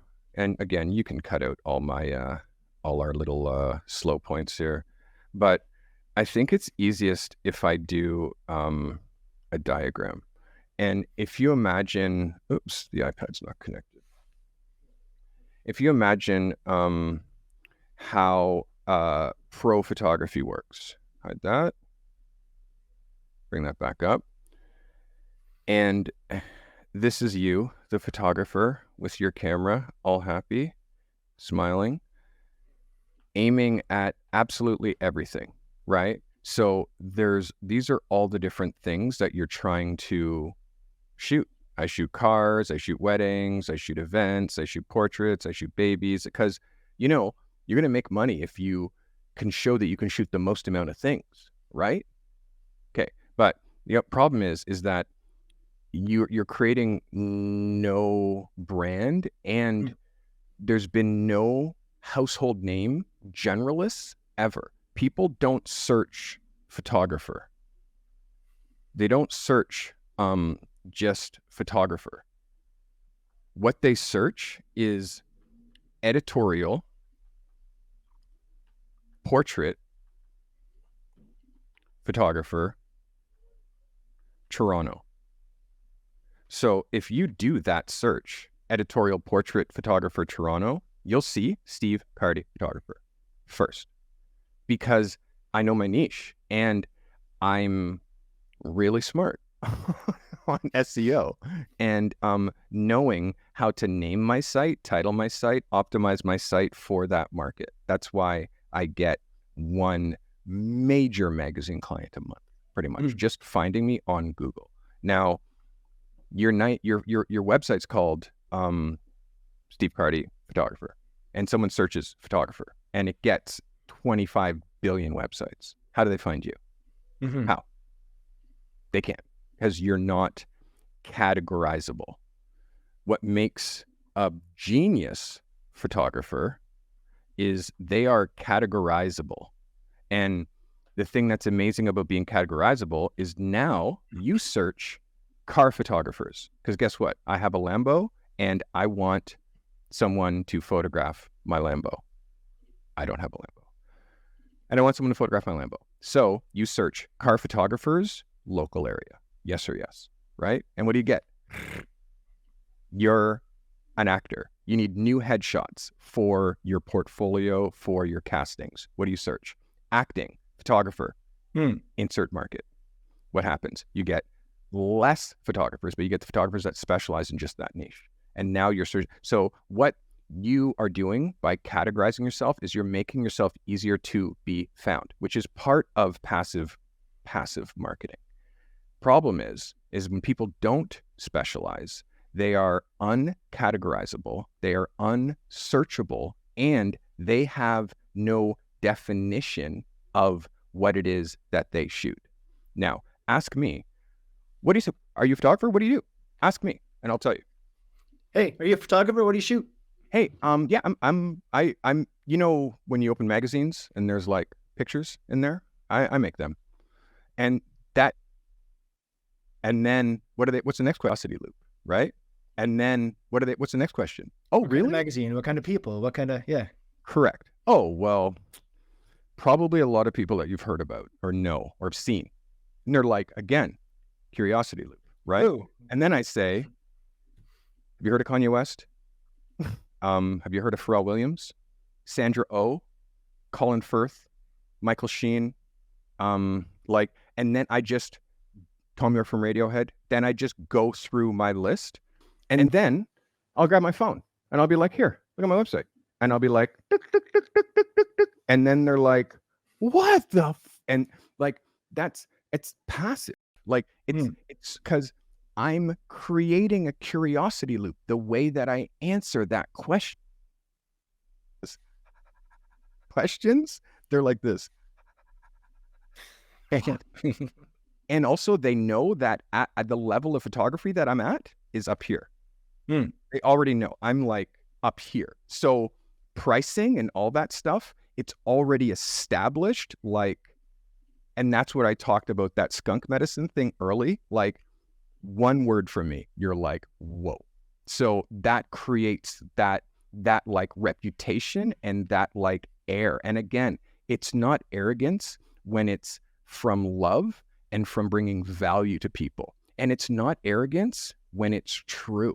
It's not, and again, it's not braggadocious, because I don't blah, blah, blah. I'm Carty, I blah, blah, blah. Like, I don't even talk. Do you understand? But I have a vibe, and my personal style, the way that I hold myself, the way that I move into a room, people look at me and say, who's that guy? Like, people, again, I talked earlier about the packaging. Embody I embody the photographer. So what the photographer looks like is whatever you want it to be, but you have to own a style. You have to own whatever it is that you are. The hard thing is with photographers, we're all shy. We all have social anxiety. We're all super understated. We're all wallflowers. We want to shoot with long lenses across the street and steal pictures of strangers. Like, this is what we do. Like, we're not extroverted. And I wasn't extroverted. And I learned when I was 19, when I was a shy, quiet boy, that if I didn't learn how to kill this shy person, I would be working 9 to 5 for the rest of my life. And that's what happens. And that's likely what exactly 84% of the people who are watching this video are doing right now. You, I don't want to jump topic too much, but you mentioned stealing images of people across the street, like with a long lens. I caught on an episode you were talking about recently about an image of yours. Now talking about copyright theft, that images was stolen, and it was this one. Yeah, constantly. Yeah, constantly. Can you talk about how, as a professional photographer, you deal with that kind of issue?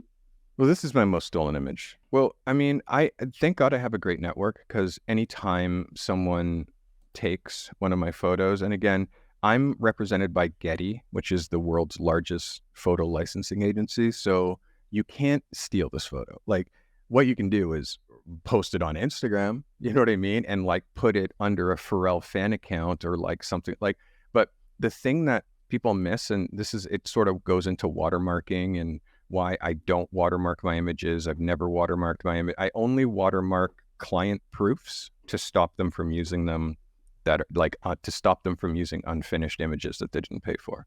That's the only reason to watermark pictures. But so my pictures are unwatermarked. So many times they get posted without credit. Now, if the photos were opened in like Photoshop, you'd see that they're digitally photoed by Steve Carty. But many of these are screening. But what happens when you have a photograph that's 25 years old that people know, that people love, what it does is it raises my brand. Like, this photo has been in Hip Hop Immortals, which is the largest exhibit of hip hop photography in the world. This photo was in 40 Years of Hip Hop, which was, again, the largest exhibit of moving photography photographs in the world. This photograph has been exhibited in London, in Paris. This photo is the second most important photograph of my career, the second most important session in my career. And this photograph, although I shot it for $300, has made me a career. So when people steal it and repost it on their social media platform, they're actually doing me a favor. Because 10 people will make comments saying that's Steve Carty's picture. That's an @Steve Carty picture. Like, people will find it for me and tell me. Like, I have a network like that'll be like, that's Steve Carty. And also, it's the most frequently stolen picture. So the more times it gets reposted, it just tells you that I create work that has lasting legacy power. And because of that, it's like creating work that has that kind of staying power, that kind of stamina, that makes it so, that makes it so you really now have your pictures at a certain, like, it's almost like this is a meme. Like, I made photographs that went viral. So that tells you the power of photography. And you should never watermark your pictures. You should put your best work out there and let it go. And again, if it gets stolen, be happy. Someone, if they're really a legitimate source, they're going to credit you. If they're not a legitimate source and they're just stealing it, like, can't use it for money, because you have the raw file. You have the raw file. You can sue them. It's an instant $25,000 win. So, like, people don't steal photos. People repost photos. And again, if someone really cares enough about that photo, they're going to do the work to find out who it is. Slapping photo by Bob Smith on the corner of your photo just makes it ugly. I don't care what your design of your watermark looks like. It's just stupid. And that's the reason that your photos have never been. This picture's been on Hypebeast. Hypebeast has like 5 million like subscribers on like Hypebeast reposted this photo. You know what it said underneath? Legendary photograph by a legendary photographer, Steve Carty. That's what it said underneath. So it's like, and why did they repost it? Because there's no watermark. It's an amazing photo, and people can just appreciate the photo without seeing my advertisement. I absolutely agree with you. Absolutely agree with you. Literally, a watermark is like a pop-up ad that pops up in your photograph, and it's like, hey, I took this photo. Like, that's what your watermark says to anybody who's a true professional in the industry. Guaranteed. And oh, dude, it's so like basic. So yeah, I think that honestly, not putting a single thing on your photograph except for every single thing that you can within the frame, make your frames excellent and release them to the world. Putting your watermark on top of a photo on the corner, however big or small, it's as tacky as it comes. All you need to do is go to Behance. Behance.net is the best photographers in the world share their work on Behance. By the way, if you're not on Behance and you're a photographer, you're doing yourself a huge disservice.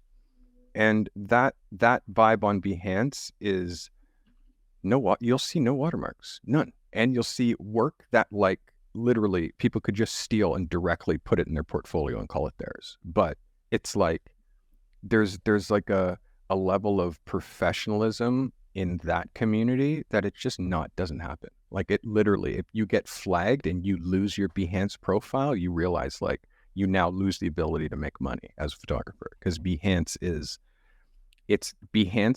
our Instagram. It's the creatives Instagram. It's creatives LinkedIn. It's like a smash between LinkedIn and Instagram for photographers and creatives. So Behance, and you'll see that's the bar. And if there's no watermarks there, even if you don't know or don't believe the reason, look at them and be like, okay, these guys' work is way better than mine, and they're not watermarking their pictures. Well, it kind of makes you ask the question, why are you still doing it? I've wanted to make a video about it.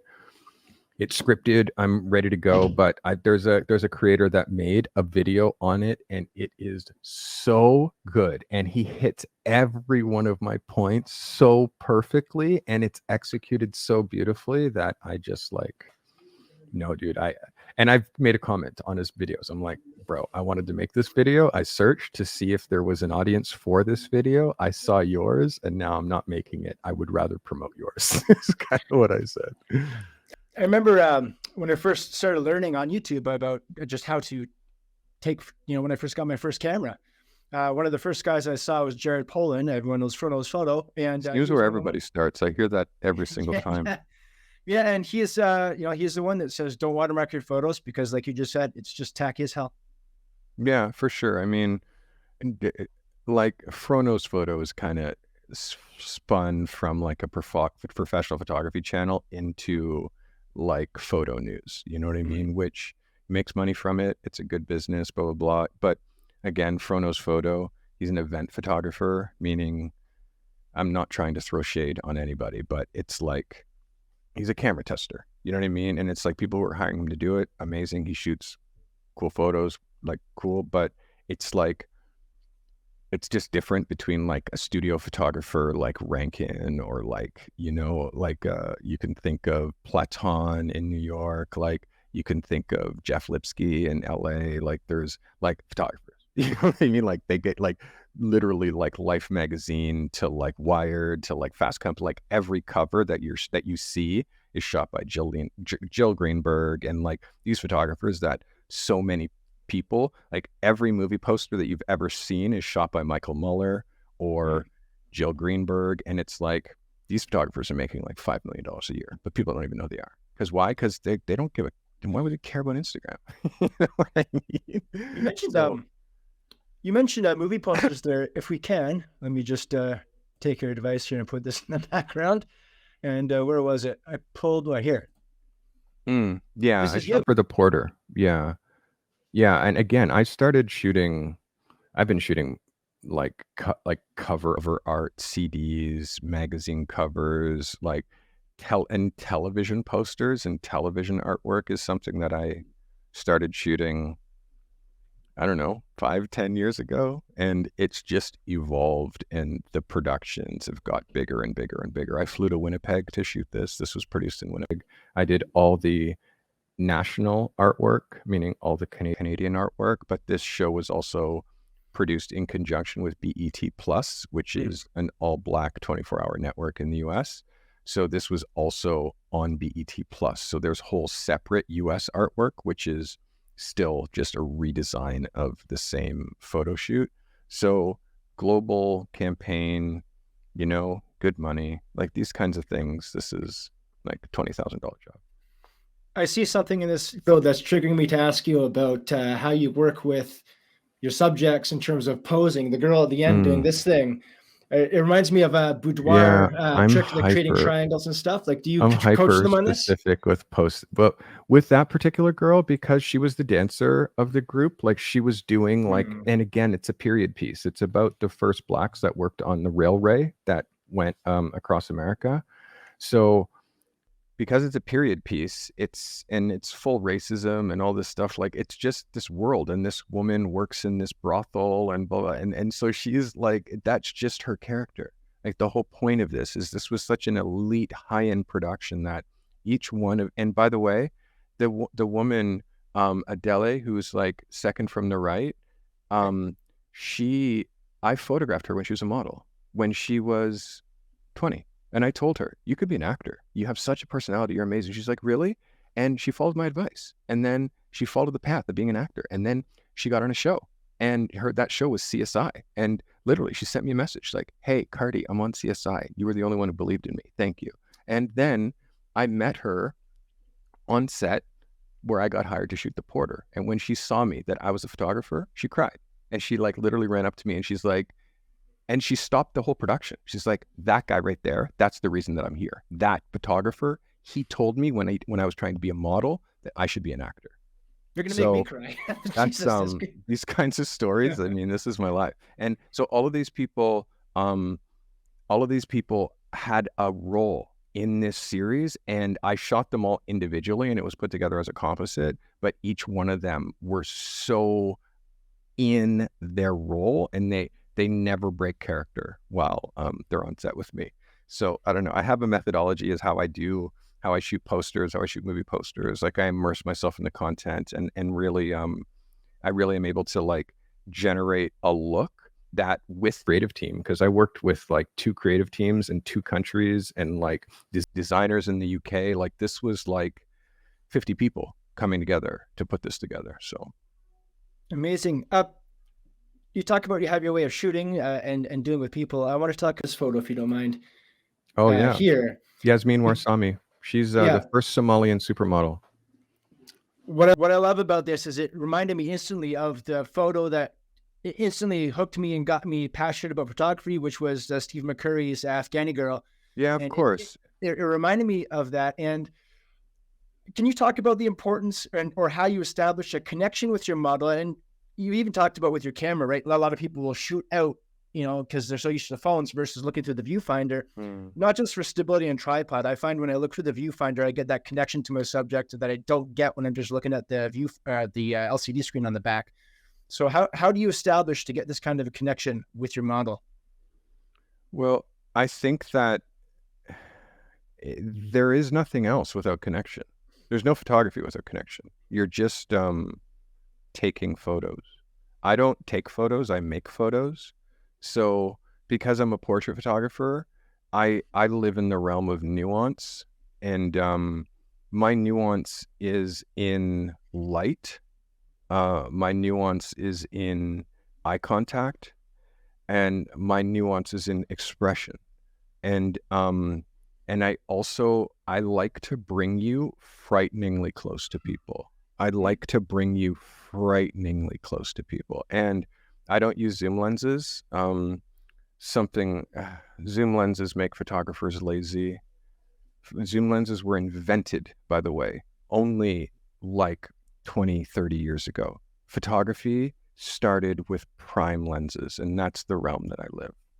I shot this with a 100 millimeter macro. So although a 100 millimeter brings her 2 times closer, I'm still very close with quite a long lens aiming in her face. And because she's shot with Albert Watson and like Matthew Rolston and like Yasmin has been on the cover of Vogue. And she it's funny because I just was up for a job to shoot her for Marie Claire, and I didn't get it. Someone else got it, but it's all good. But we're still going to shoot again. I've shot Yasmin like 5 times, and she recommended me to Marie Claire because she said, this is my favorite photographer. I want Steve Carty to shoot it. Amazing. So this connection in the way you can look in her eyes, you can see it's natural light. You can see the window in her eyeballs behind me. And you can also see like I'm just very present. I only shoot on one axis, which is like I have a definitive rule book for how I make photographs. And people have a hard time with this, and they want to be all freeform and that stuff, but then they have no style. Like for me, I have a style. My style is I have a straight up approach to making photographs that is classic, modern, modest, and iconic. I make photographs today that you will see 20 years from now. I make the process of photography look so easy that I make photographs that you think that you could have taken that picture. That's the kind of photos that I make. So you hear before your camera cut off, we were talking about just being able to articulate. You hear the way that I talk about my photography and the way that I can articulate exactly what it is that I do. And when I started that statement was, I have a straight up approach to making photos that is modest, modern, and iconic. Do you hear how impactful that statement is? Now, continue to look at my photographs and think if every photograph has a straight up approach that is modest, meaning egoless. I don't show off what I can do with a camera when I shoot photos. My photos aren't about my ego. They are 100% about the person that you're looking at. That's it. My photos aren't about me. And that's why my photos are so successful, because I removed the ego from my pictures 20 years ago. Beautiful. Beautiful. And yes, amazing photos. And I don't know what to tell you, man. They're great. Obviously, I like when I think when people are speechless. But again, TJ, you have to understand, I'm doing it to you. You're the host, and I'm doing it to you. Like I'm hooking you. You see how I hooked you? And while you were looking through my photos, the words that I was saying to you as you were looking through them, everything that I said was my style, is my style. Sure. And it's so defined. This is why I say I have actual rules. I shoot to black, white, or gray. When I'm using artificial light, the light always comes from right side to left. When I use two light, butterfly lighting or Rembrandt lighting, the Rembrandt lighting is always coming right to left. If you see Rembrandt lighting in one of my photos and it's opposite, it's because natural light forced the Rembrandt to come in on opposite side, or space that I was shooting it forced the Rembrandt to come in from the other side. I have rules. If you see gel colored light in my photography, it is within the last 5 years, because that's something that I've just started messing with, adding colored light into my photographs. But my personal work becomes my professional work. I started as a fashion photographer. I shot portraits in secret. The secret work, when I went to the Globe and Mail and showed them my fashion book, they were like, here, shoot a portrait. And I was like, okay, shot that portrait. Went in again. Here's the portrait. They gave me another portrait to shoot. And I'm like, I'm a fashion photographer, dude. And he's like, any hack can take pictures of beautiful people in beautiful situations with beautiful clothes, hair, and makeup. It takes a real photographer to photograph everybody else. What kind of a photographer are you? Holy shit. So imagine, think of a fashion picture, your favorite fashion picture. It's harder to grasp than Winston Churchill, cover of Life magazine, Joseph Karsh, 1945.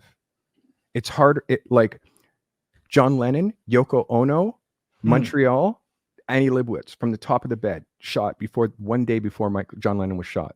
I remember that story, right? Yeah. Like these pictures, Whoopi Goldberg in the milk. These pictures that I'm saying, I just describe the picture. You can see it exactly. Like Winston Churchill picture, boom. Think of the white background, Christopher Walken, black and white, shot by Platten, that face shot. Like that is the power of style. That's the power of style, and that's the power of portraiture. So this is why, in case you're wondering, why I have rules. You can look at a photo that I shot when I was 21 and look at my shot of Colin Firth that I shot when I was like 47 or like something like that. Or Colin Firth I shot when I was like 39. So yeah, I shot this picture when I was 39. So if you look at this picture and then look at something from my earliest archives, it's the same photo. It's the same photo. And the thing is, that's not repetition. That's style. And it's egoless. And it's memorable. And when you look at my whole body of work together, you actually see what I'm doing. And you're like, oh shit, this guy is like a Jedi. So yeah, because I deliver people in a way, like I'm shooting with professional gear, but I give you people in a way that you feel like you know them. You just want to hug them, like you're right there with them, because that's the energy that I create in my photo shoots. There's intimacy, and also, light coming in from the right. Bro, you thought I was joking? You thought I was joking? No, didn't think you're joking. You see the black background repeat. You'll see all of these things repeat. Those are called style rules. And also the composition, how it fully fits a magazine cover, how the double page, it's always, when you see a double page, it's always like one side or the other. There's always room for I'm a magazine photographer. So in my shots, like I shoot for what it looks like with print. Like I'm imagining there's going to be print around my photographs. So again, photographers, they shoot for the wrong reasons. They shoot for themselves and they shoot for their ego. And they shoot for external validation that social media gives them. And unfortunately, if they spent just a little bit of time on themselves and then also looking at what's working in the market, not on Instagram, but on Behance and in life, meaning in a magazine. Photographers don't buy magazines. Magazines are how we eat. There's advertising and editorial inside magazines, every single magazine. You can see great ones that are successful, that have been around forever, like Vogue, or you can see horrible ones that come and go. But all magazines have a format. There's a format for shooting for them. There's a format for how they lay out the pages. There's a format for everything with a magazine. I made a video literally I'm like this on the cover, and it's called Rules for Being Published. And people don't know there's actually unspoken editorial rules. They don't teach in school. They don't teach anywhere. The only place I've ever heard it talked about is on my channel, because I know them, because I discovered them through my first few years of working for magazines and art directors correcting me. Thank God I had art directors correcting me early. Nowadays, you just don't get the work and then don't know why. It's because you're not shooting in a format, in a crop, in a space that designers can use your pictures, and your whole portfolio is made of it. And you don't know, because you don't know there's rules. And this is my whole thing on photographers. There's so much that you don't even know what you don't know. And even just me telling you this secret is why my channel is blowing up, because people are finding me and they're learning these things and they're like, holy crap, where's this been all my life? It's been in Toronto. Right here. No. Speaking of Queen Street, speaking of Toronto, I'm going to bring this one up because I love it. I know exactly where this is. I know the picture. This is beautiful. I love it. Thank you. I just threw in some street photography because I think it's a really great conversation I'm not a street photographer. Like, there are incredible street photographers, and I'm not one of them. But what street photography is for me is an exercise. And the thing that photographers don't understand is they have to do exercise. Just like an athlete does exercise in order to be at their top level, a photographer can also do visual exercise to be at your top level. So street photography, on the fly composition, color theory, light, on the fly, existing as it goes, and it's uncontrollable. If you see a subject, you have to break the reality of stopping them and getting them to stay for your photo, or you're just shooting a hockey game. You know what I mean? Which there's photographers like Alan Schaller that do this eloquently. There's Saul Leader. There's photographers that can do that at a National Geographic level. But I'm not one of them. Steve McCurry is one of them. I'm not one of them. So what I do is I put myself outside my comfort zone, and I create a challenge for myself every single time I go out. I'm shooting with one lens. So I have a series on my channel called Lens Diaries, where I started with my widest lens, which is a 16 millimeter. So it's called 16 millimeter Lens Diaries. So exact wrong lens to do street photography. Let's go do it. And just see like that. Then next lens, 50 millimeter. 50 millimeter is my wheelhouse, my favorite lens. That's the video that performed the best. 50 millimeter Lens Diaries, you know, and it's like beyond normal was that lens. And then 85 is the next Lens Diaries that I've done. So it's me now walking around with my 85. So it's like, and then I'll continue and I'll do my 100, my 135, and I'm buying a 200 millimeter prime. I do have a 70 to 200. You'll see it sits over here on my shelf. It never lives in my camera bag. I use it once a year.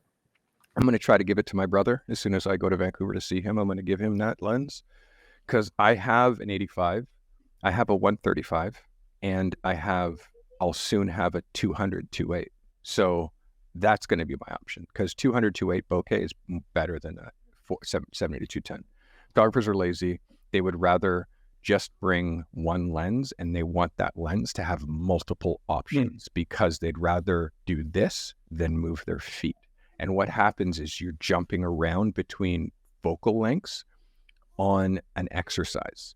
And when you're doing that, now you're not able, like you're trying to remove, like you're trying to add restrictions. Like Mad Men era, imagine there's nothing more artful than a perfect, tight brief. I need a photograph of this iPad from 3 angles. Photograph of this iPad on 3 angles on black because I've gave you a tight, specific brief. Now, how you light it, what wonder, like how you suspend it, all that stuff. Now that's your creativity that you can take that brief, that tight brief, and go crazy with it. But you know the limitations. You know you can't shoot it on location. You know you can't deliver a shot on white. You know you can't shoot a Galaxy tablet because the request was a freaking iPad, you know, because you know the brief. Every project you do as a photographer, you get a specifically tight brief. Guess what emerging photographers don't do? That give themselves specifically tight briefs to go practice. So then guess what happens? Photographer, art director says, hey, I need you to go here. I need you to shoot this. I need you to shoot this in this way. And I need you to do it. And they're all like, because they've never dealt with anyone giving them constraints. Constraints is where Nike has built a multi-jillion-dollar campaign on 3 words. just do it. Guess what? That's the brief. Just do it. Make it within that. And now that one sentence becomes a campaign that is a household name. Do you know what I mean? That's a tight brief. So photographers don't create tight briefs for themselves. The whole industry runs on, this is actually such good fodder right here that I'm actually going to make a video about this because it's so good. Photographers don't work creatively under the restraints of the tight brief, and therefore they're not prepared for the tight briefs of assignment and advertising photography, which is where the money is. They're only qualified to shoot another individual. So they shoot weddings, moms, babies, parties, nightlife. Because they don't know how to shoot under a brief. They know how to go to something and point their camera and take photos. They can't make a photo. They can just take a photo. That's a key difference. That's a good difference. That's why, again, dude, the take photo, make photo tag, that I've been using that tag for 20 years in my education. And this is why the photographers that have been through my program, it's why their photographs look like they all shoot for Vogue. It's because they make photos. They have ideas and they execute them. And any photo, like after like a year with me, 2 years with me, 3 years, like any literally, you just think of an idea and you can see the picture. Like I'm at this point with my photography. If I just see someone on the street with a camera, I know exactly what the photos are going to look like. Exactly. As I see what lens they have, I know exactly what it's going to look like. And I can actually tell how they're holding their and literally I can look at any studio set and know exactly what the photo's going to look like. Like, you're seeing the Matrix. I can look at any photo and say exactly how it was lit, where the light is, what modifier it is, what the distance is, like what the reflector looks like, if there's anything. Like any image I see, I can completely map out what's behind the scenes. And literally that, it is like looking at the Matrix. And that gift when I do photo reviews and people are like, dude, how did you know that I'm like, dude, just listen to what I'm saying. Don't ask that part, because that's just experience and obsession over time. I'm obsessed. So how things work is I'm obsessed about how things work. Not necessarily how the camera works, because I learned that when I was 14, but more about how the business of photography works, how people's mindset works, how they react when they see certain things, how if you remove all the elements out of your photo and just leave notice there's no elements in my photos. It's just the subject. Like, you know why? Because the other element is the text that comes into the photo. And when there's no other element, it forces you to make eye contact with the subject. And that eye contact is it's why eye contact is so important in my photos. Look at my photos and look at the eye contact. And look at the sharpness, like the tack sharpness of the eyes. And you'll be like, damn, Carty, damn. It's because I put your eye right where I want you to look, and I compose it in such a way that brings you through the frame. Sharp eye, lots of room for text. Yeah, Beautiful. It's methodical. I'm super methodical with my photographs. And again, it's why people pay. It's why I charge $5,000 a day plus expenses to shoot photos plus usage, and I get it. And and people are happy to pay because I'm fast and I'm friendly, and it's like, I'm so thorough and I care even more than the client cares. And the client cares a lot. And if I care even more than they care, then I'm able to provide a value and a craft that they're I've had people like clients in this client that just brought me back to pay me 50 grand, who paid me like a third of that last year, is like, there's no one else can do this like Carty. He's just the guy. And they're evangelists now, and they won't. And even the ad agency that hired me is like, the ad agency is like, dude, this is now I'm 2 for 2. I hit 2 grand slams. This one bigger than the last one. This one with video. This one meeting editing deadlines and all this other stuff, and helping them and giving them ideas and all this stuff. It's like, this game is way more than just photography, man. It's way more than just photography. People think it's fucking clicking shutters, dude. This is, again, it's that. The photography side of it is this much. But this part of it, when you're actually when you actually Like, it's like, think about Lenny Kravitz. Like, most of his life is fucking blah, but when he's on stage, like that time for that performance, do you think that day he's going to be like, oh my God, I can't play, I'm in Des Moines, Iowa? It's like, no, dude, because he has a system. He's dialed. He's Lenny Kravitz. He just has to do him, right? Like, when you get to that level of photography, like, I just get to do me. Like, I do a huge production, and it's like, you know, a massive like $15,000 shoot, or a $10,000 shoot, or a $30,000 shoot, or whatever these invoices are. Like, I'm like sunglasses, coffee, like just chilling, listening to and like my assistants, Cardi Crew t-shirt, and they're lifting gear and blah, blah, blah. And they're stressing, and I'm managing them, because my assistants get so nervous on these sessions that I do. Like, have an assistant to be able to handle themselves when you're shooting celebrities is a thing. Like, I need to have someone who can handle themselves, like if I'm next to Pharrell or next to like whatever, you know, but also being able to handle the stakes, because there's so much money at stake. And like, I'm like a laser as like a team leader. And I watch everything. I watch what production's doing, what makeup's doing, what the models are doing, what the clients are doing. Like, it's there's so much more than just photography. And I train my assistants for the things that they have to manage. And then like, I hire an assistant for my assistant, so he has someone to ask things or help with shit. So I can just deal with like, having a spliff, talking to my clients, having a tea. Yeah. And again, it's yeah, I'm 100% myself, and it's taken a long time for me to get to that place where I can be 100% myself and be at a place where I'm okay if someone doesn't like me. I'm okay, and I don't expect like when you lean in as hard as I do, not a lot of people, like some people are gonna like you, but some people won't, because I'm too real, and they haven't got to that place in their life where they're ready to be as real as I am, you know? So I'm not for everybody, but for the ones that I'm for, I definitely give people who listen to me my 100% everything. Like, I love people, and people who believe in me. I go beyond with everybody in my realm. So yeah, good friends and good family, and you know, being a good podcast guest and all that stuff just makes your world a better place.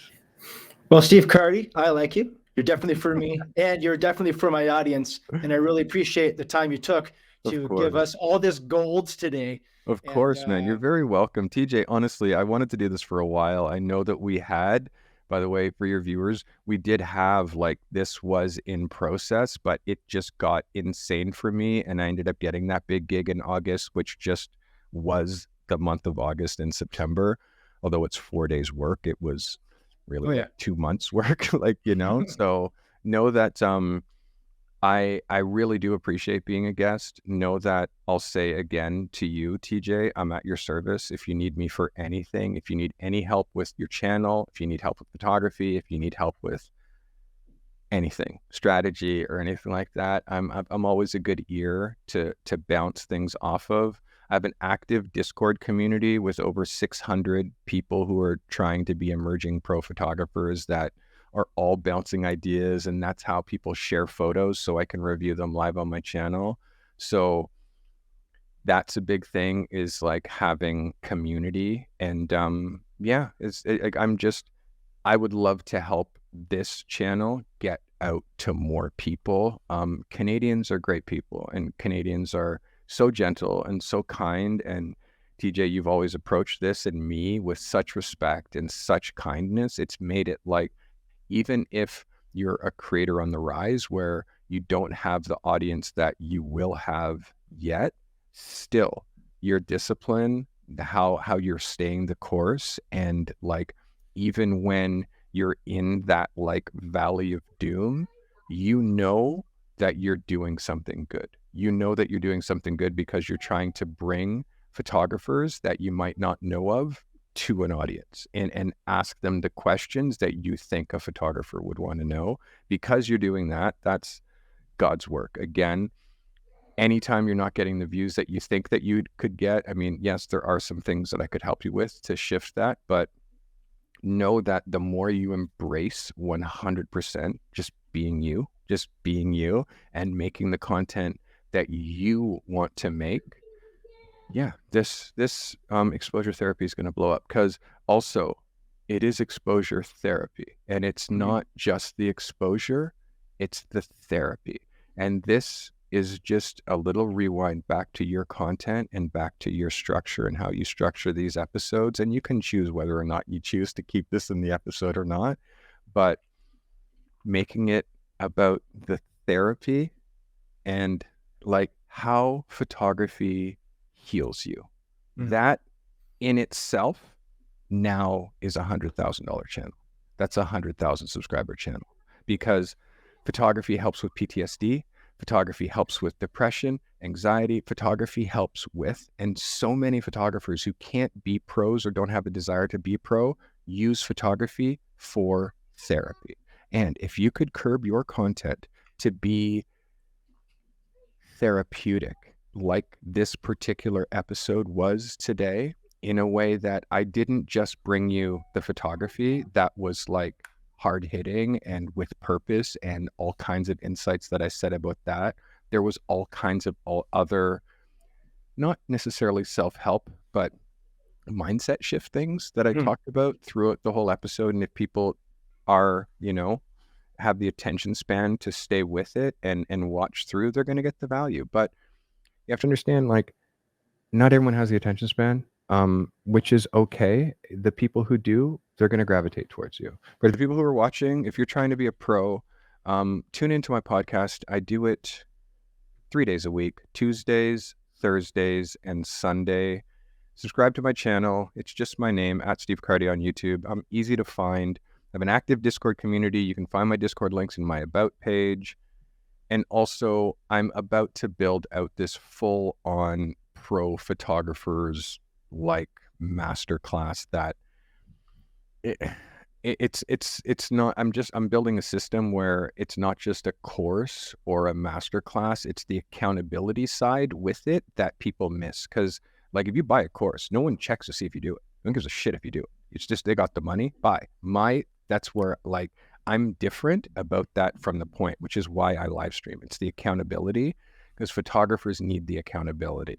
So I'm building this accountability thing into my masterclass where like, if you don't do the assignments, it's going to feel like school, where you're showing up to school that day and you haven't done that thing that you promised yourself, because you make self promises. That has nothing to do with me. You promised yourself that you were going to do this thing that was going to elevate your business before the next time we did this masterclass. And now if you didn't do it, guess what? I'm spending time going around the room talking to everybody who did it. And you're going to be like, I didn't do it. Like, that's just a trial. That's just part and parcel to why people don't progress, is because nobody is kicking their ass. People pay for school. They pay hundreds of thousands of dollars for school, which is education that they could learn on their own for free. Why? Because of the accountability. Yes or yes? Yes, sir. And because of the like piece of paper that you get at the end. By the way, as a photographer, I'm a dropout. Look how successful I am. I left photography school, was invited back to lecture. So don't let school interfere with your education, and your photography education is everywhere. It's just, I'm going to amalgamate it in one place, and it's like information from a validated, credited source that you can go check up on me on your own, and you decide whether you want to be a part of my shit, with has all of this track records of past photographers that are completely now still working. Go look, they're working photographers. You can call any one of them and then say, hey, should Carty a good mentor? And they'll be like, dude, I have a career because of that guy. So that's what I'm building out. And if you want to be a part of it, make sure you subscribe to my YouTube channel. That's super easy to do. I am just Mr. @Steve Carty on YouTube. I'm easy to find. Awesome. All right, sir. Well, thank you so much. And yeah, well, I'll certainly be in touch with you. Happy to. For sure, TJ. I'd love to have you as part of. I'd love to have you as part of the community. I think you also should join the Discord. I think you should also see what some of my viewers are doing, I have viewers at a level that you're like, I can't even believe this photographer's not working. Like, it's like that. So it's good to be a part of that community. I don't know where you're at with your professional career. We haven't talked much about that, and you do make these shows very much about your guests and not as much about you. But I have seen your website, and your website grabbed me, which is why I said, hey, I'd like to be on your show, you know? So there's things there, TJ, even in the market that you are in, like, if people aren't making $100,000 a year with their camera, I get like, you see how my neck is cricked like this, bro? It's I'm skewed right now, because like I get like that when people don't see things like, and I have such a picture of it, and I have like overview on people's careers, and it's like, oh my God, dude, this, try it. I literally, a girl took my mentorship program. This is the last story I'm going to take. She just signed up. In 10 minutes, I mapped out her entire business plan, and she booked me for 2 hours. I ended it after an hour, and I'm like, and literally was like, save that hour for after you do this, and gave her a complete plan to go try. She went and tried it. She sent me like a 3-page email. She's like, Carty, you just changed my life. Like, literally in the first 10 minutes of our mentorship program, you just changed my life and built out my whole career. So I'm like, well, yeah, it's because I'm able to one-on-one you. I'm one-on-one in you. I can't one-on-one you on YouTube. You know what I mean? So yeah, anyways, that's it. That's me. If you guys have spent any kind of a time with me today and you've enjoyed it, I appreciate you. Thank you for having me on this podcast, TJ. Honestly, you're a great host, and I'm a pill of a guest, but you see the uncontained personality that is the artist. You see this extrovertedness. I'll say again, this is all learned behavior. I am the shyest guy. After this ends, I'm going to like literally take my jacket off, take this shirt off. I'm in track pants below here that you can't see. I'm going to go hang out on my couch, and I'm going to watch YouTube, and I'll be on my notebook, and I'm going to be going back into building up my masterclass. So thank you for having me on. I'm long-winded, but it's good content. I hope you feel so as well. I do. Thank you so much. A lot of value here. And as I go through and edit this episode, I know I'm going to get a lot more gold too.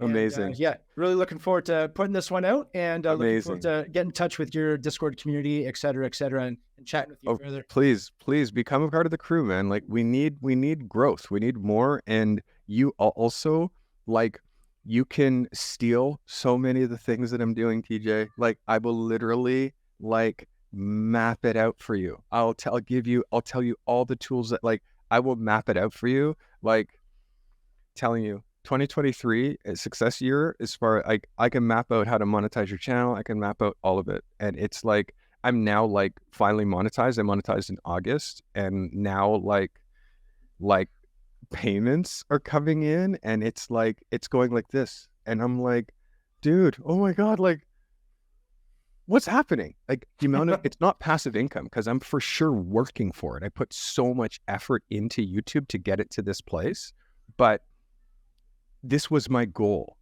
And to help 10,000 photographers. And I hit 10,000 photographers. Like, once I set the goal, I hit 10,000 in 3 months. So it's like bigger goals. Thanks for having me. Bigger goals, bigger future. Thanks for coming on. Appreciate you, man. Thank you so much for having me. We'll see you again, TJ. Have a great day, everybody. You as well.